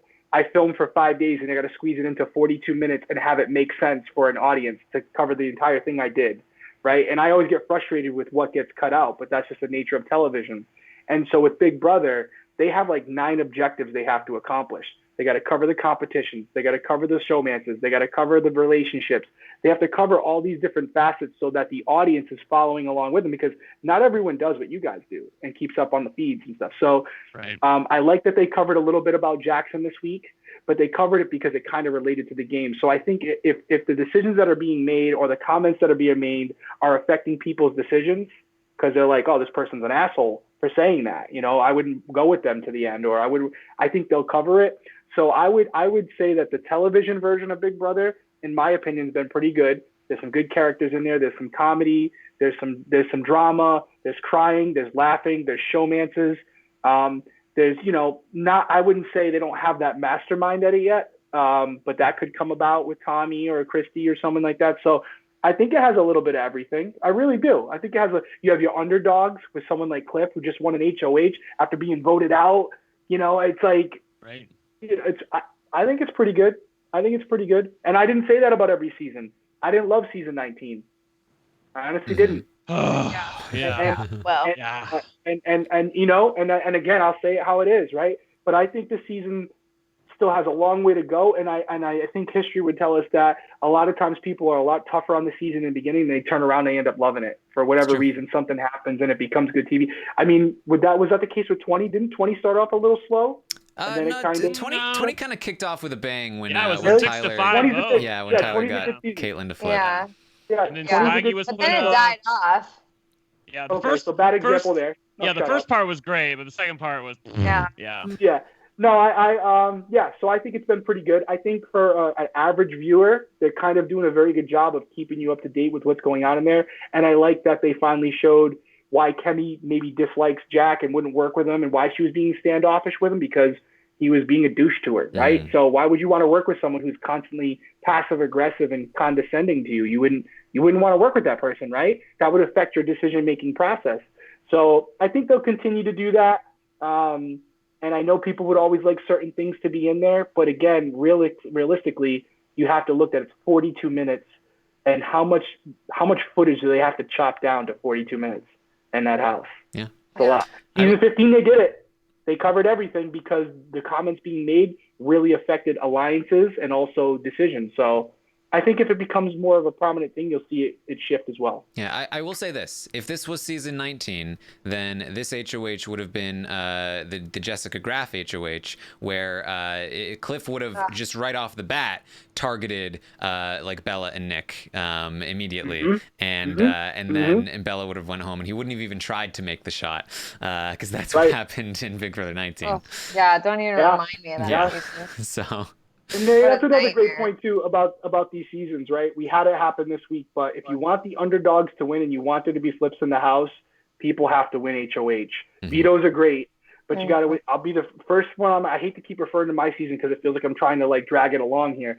But like Deni, great player, people loved him, America's Everyone favorite. in HOH, yeah. So what can you do? Yeah. If you can't win an HOH, you got to sit there and eat your medicine, right? And so you can win the vetoes, but all you're doing is prolonging the inevitable. You got to win HOH. And they did it this week, and they didn't really, in my opinion, get the most out of it. So they got to win it again. That's the only way to save the season as far as keeping it kind of split and not knowing what's going to happen. Otherwise, if you have like a Jack or a Jackson or a Christie or a Tom, they win, you're just going to be going, oh, well, we know what's going to happen this week. You can name it like 3 or 4 people that might go home. So got to win the HOH. For all the fans out there who are rooting for the Cliffs and Nicoles of the world, it's great that they're super fans. If they're super fans, they know they have to win the HOH. Mm-hmm. All right. We also ask to rank the players from your favorite to your least favorite. Nicole has been the favorite for the last, I think, 3 weeks running, and that's including this week because she is once again going to top the favorite charts. So you can certainly compare these ratings to the Joker ratings.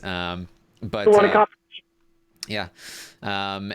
Next up, last week, Cliff was actually in 4th place behind David and Kemi, but with David and Kemi gone, Cliff has taken back place number 2 on the favorite player list. I expected him to drop a little given the vitriol, but not necessarily the case. Sam is there in in 3rd place.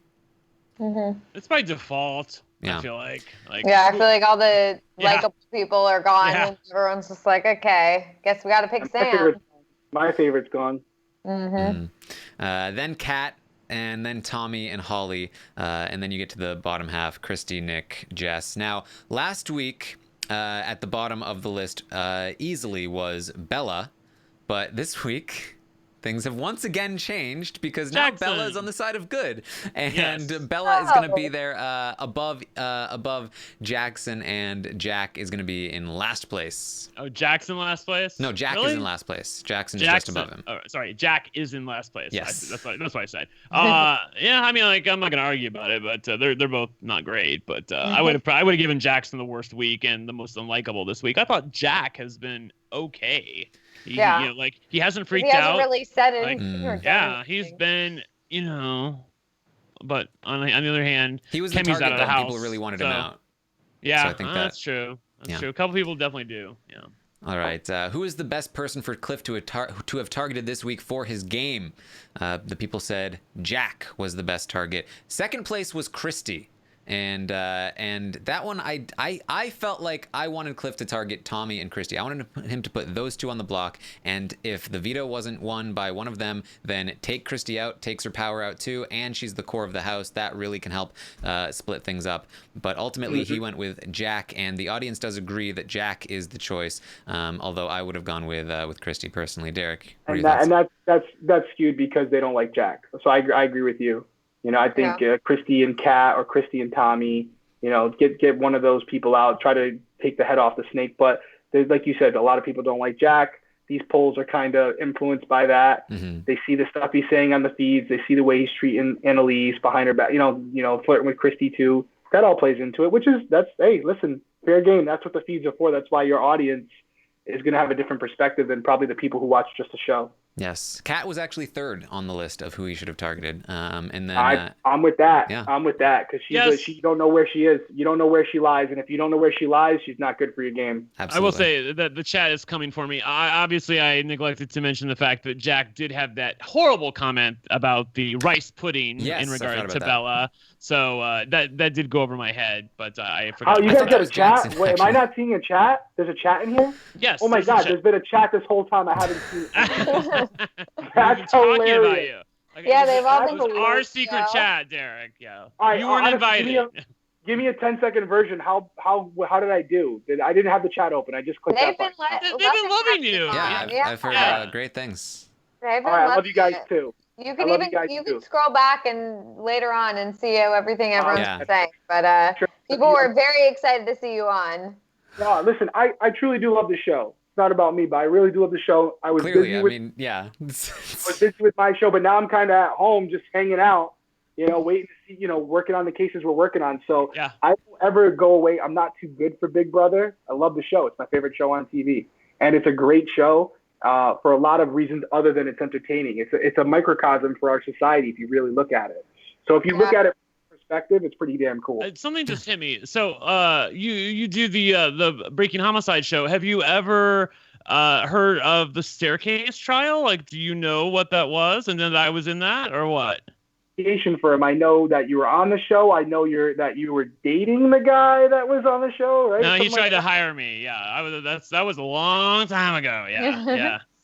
You should watch the documentary. It's a great documentary. I do my research. I think I saw the Netflix version. It was a Netflix version. Yeah, there's a Netflix version. Yeah. So Discovery ID did one, so I watched theirs too. Yeah. Yes. Discovery ID. Yes. Discovery ID. Fridays. Okay, a couple more questions. Asked how you felt about the camp comeback twist now that it's over. This has been the feeling for this twist has been decreasing over the course of time. It started. I wonder why. It started at 46 out of 100, around the middle. The next week it dropped down to a 33 out of 100, and it has now fallen down to a 25 out of 100. That people are out on the camp comeback twist. They feel like not a fan. I like it. I think the competition to come back in should have been different. I think it should have been Bet America's vote. Yeah, I would have liked that. It could have been a vote for Sidewinder comp. Yeah. No, it needs to be. I feel like if you're going to have a competition where people come back in the game, it should be a how bad do you want it style competition. I agree. Yeah. That too. I'm game for that too. That's what I feel. Because like truly, how bad do you want it? Not like a wall comp, which is totally not. Not like can like you cut do your hair off. It's like the what is the competition? Pressure cooker. Yeah. It's like you gotta do the buttons or something where it's like it doesn't take like physical ability. You don't have to be like super strong or whatever. It's just like, are you willing to sit there for it? Yeah. Do you want this? I think that comes down to, again, let's be honest, they're filming a TV show. They had it timed out where if the competition went longer than 3 minutes, they were going to call it whoever has the most balls. So it's all timed out for them. So again, I know what we'd want in a perfect world, but they're looking at it for what it is, which is we're trying to get it all in there. I will make one critique about Big Brother if anybody's watching from Big Brother, and trust me, some of them do. They got to get some more stuff on the feeds as far as competitions for us. You guys are, make it advantageous to buy the feeds and give us access. Hey, you know what? Throw a veto at us. Yeah. Throw a veto at us that we can watch. It's not that difficult. These guys are good. They can do it. Give the feeders something that you wouldn't get just by watching the show. Yes. Cool. I think it'd be cool. And don't think I haven't mentioned it. I have mentioned it. Thank you. There you go. Because that's what we need.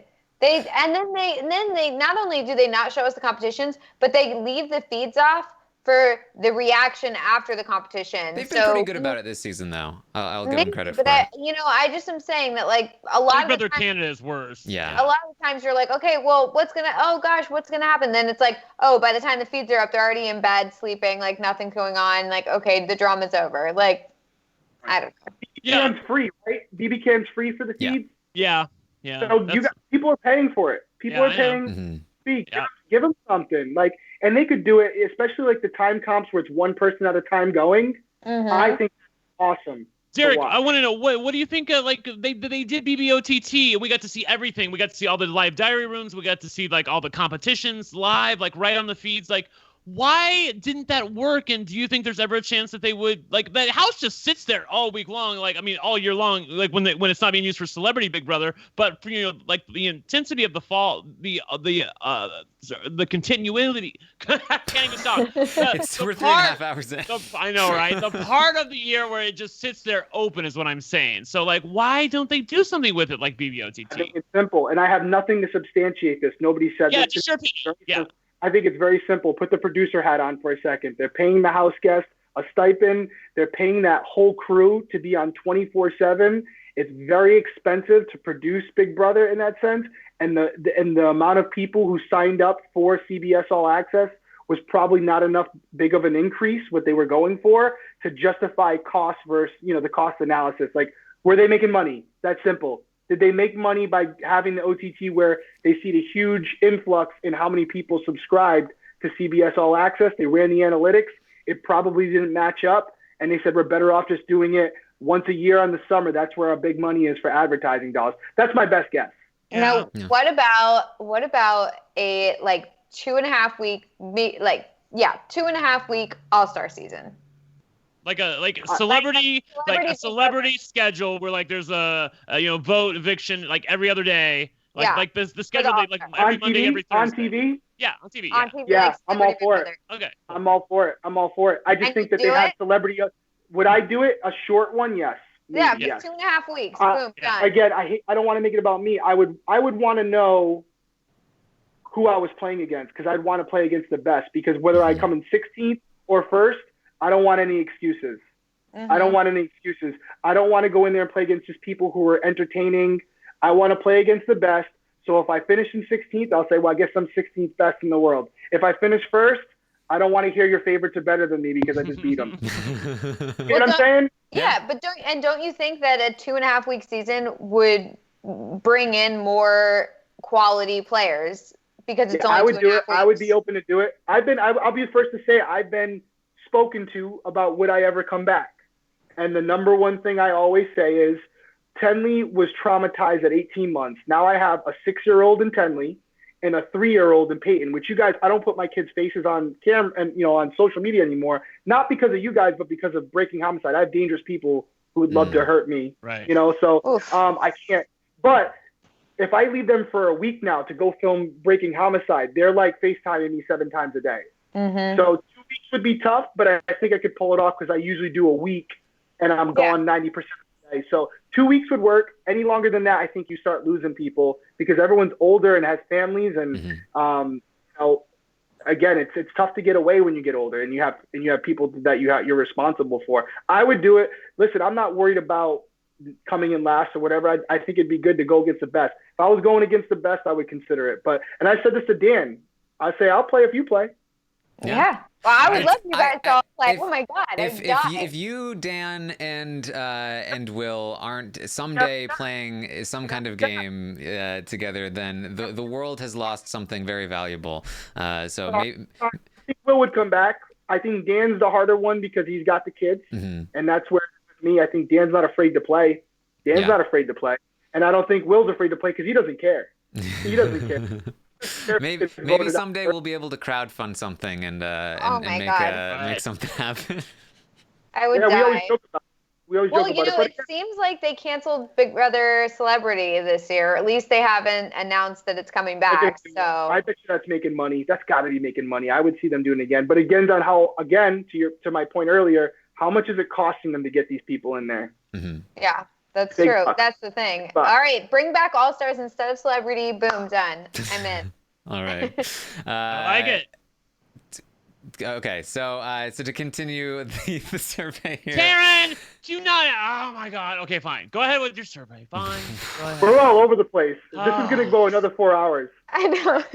I asked people how they felt about the Diamond Power veto this week. Last week they were already pretty against it. This week it was a 16. People really hate the Diamond Power veto twist. People said they wanted David. David was the person they wanted to come back from Camp Comeback. Overall, I asked about how sure are you that it's either good or bad for Cliff's game to go back on his word to Christie? Take that option.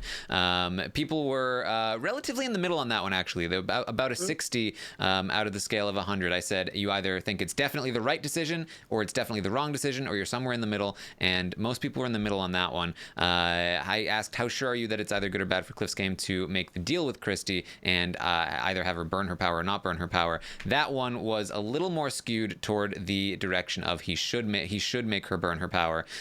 It was about a 30 on the scale toward it is the wrong decision to make the deal with her. So that's how people felt there. Most people think Cliff is not an idiot for making the deal, however. Brent. A large majority of people think that Cliff was screwed by the twist here. And then most people want Jack to be evicted this week. Yep, yeah, makes sense. And but you know what? With the twist, do you guys agree that if the twist worked in favor of Cliff, everyone would be like, "That's the best twist ever"? I think so, and I will say this too. I think that there's a little bit of merit to that in the sense that I think that their goal in introducing twists is to provide opportunities for shakeups, and I think that they often have the opposite of their desired result when they introduce these twists.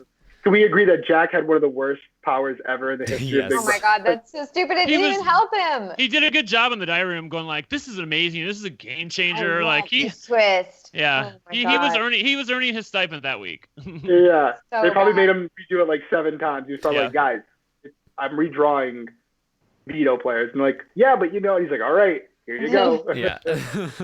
So bad. Not a good That power. was a tough one. All right. I can't wait to see that. Guys that have a power, redraw. Yeah. Whoa, Guys, not I'm gonna that. use my Anything but a power. redraw. And then it doesn't even help him. It's like, oh, Take okay. my eyes, but not a redraw. I do enjoy watching people when it's obvious that they said it once already because they weren't super excited and they were like, "Oh, it's a redraw power," and it's very clearly like their third take, like, "Oh, I'm so excited about my redraw power." that is the one thing that production will do. They will. I was never influenced or told what to say, but there was definitely times where like, Derrick, you got to be more enthusiastic. Yeah. Like you just won HOH, or and it's like early in the morning when they wake you up and they're like, go throw some water on your face. You got to be more happier than that. You won it like 2 days earlier, but Mhm. you're doing the DR for it. Yeah, that I can see that for sure. Where they're like, come on, Jack, wake up. I gotta. Pretend to be happy. All right. Well, this has been quite the podcast here. At about 3.5 hours in, Derrick's been here for about 2.5 of those hours. Oh my God. So thank you so much, Derrick, for being such a trooper and Yeah. hanging Thanks, out with us. Derrick.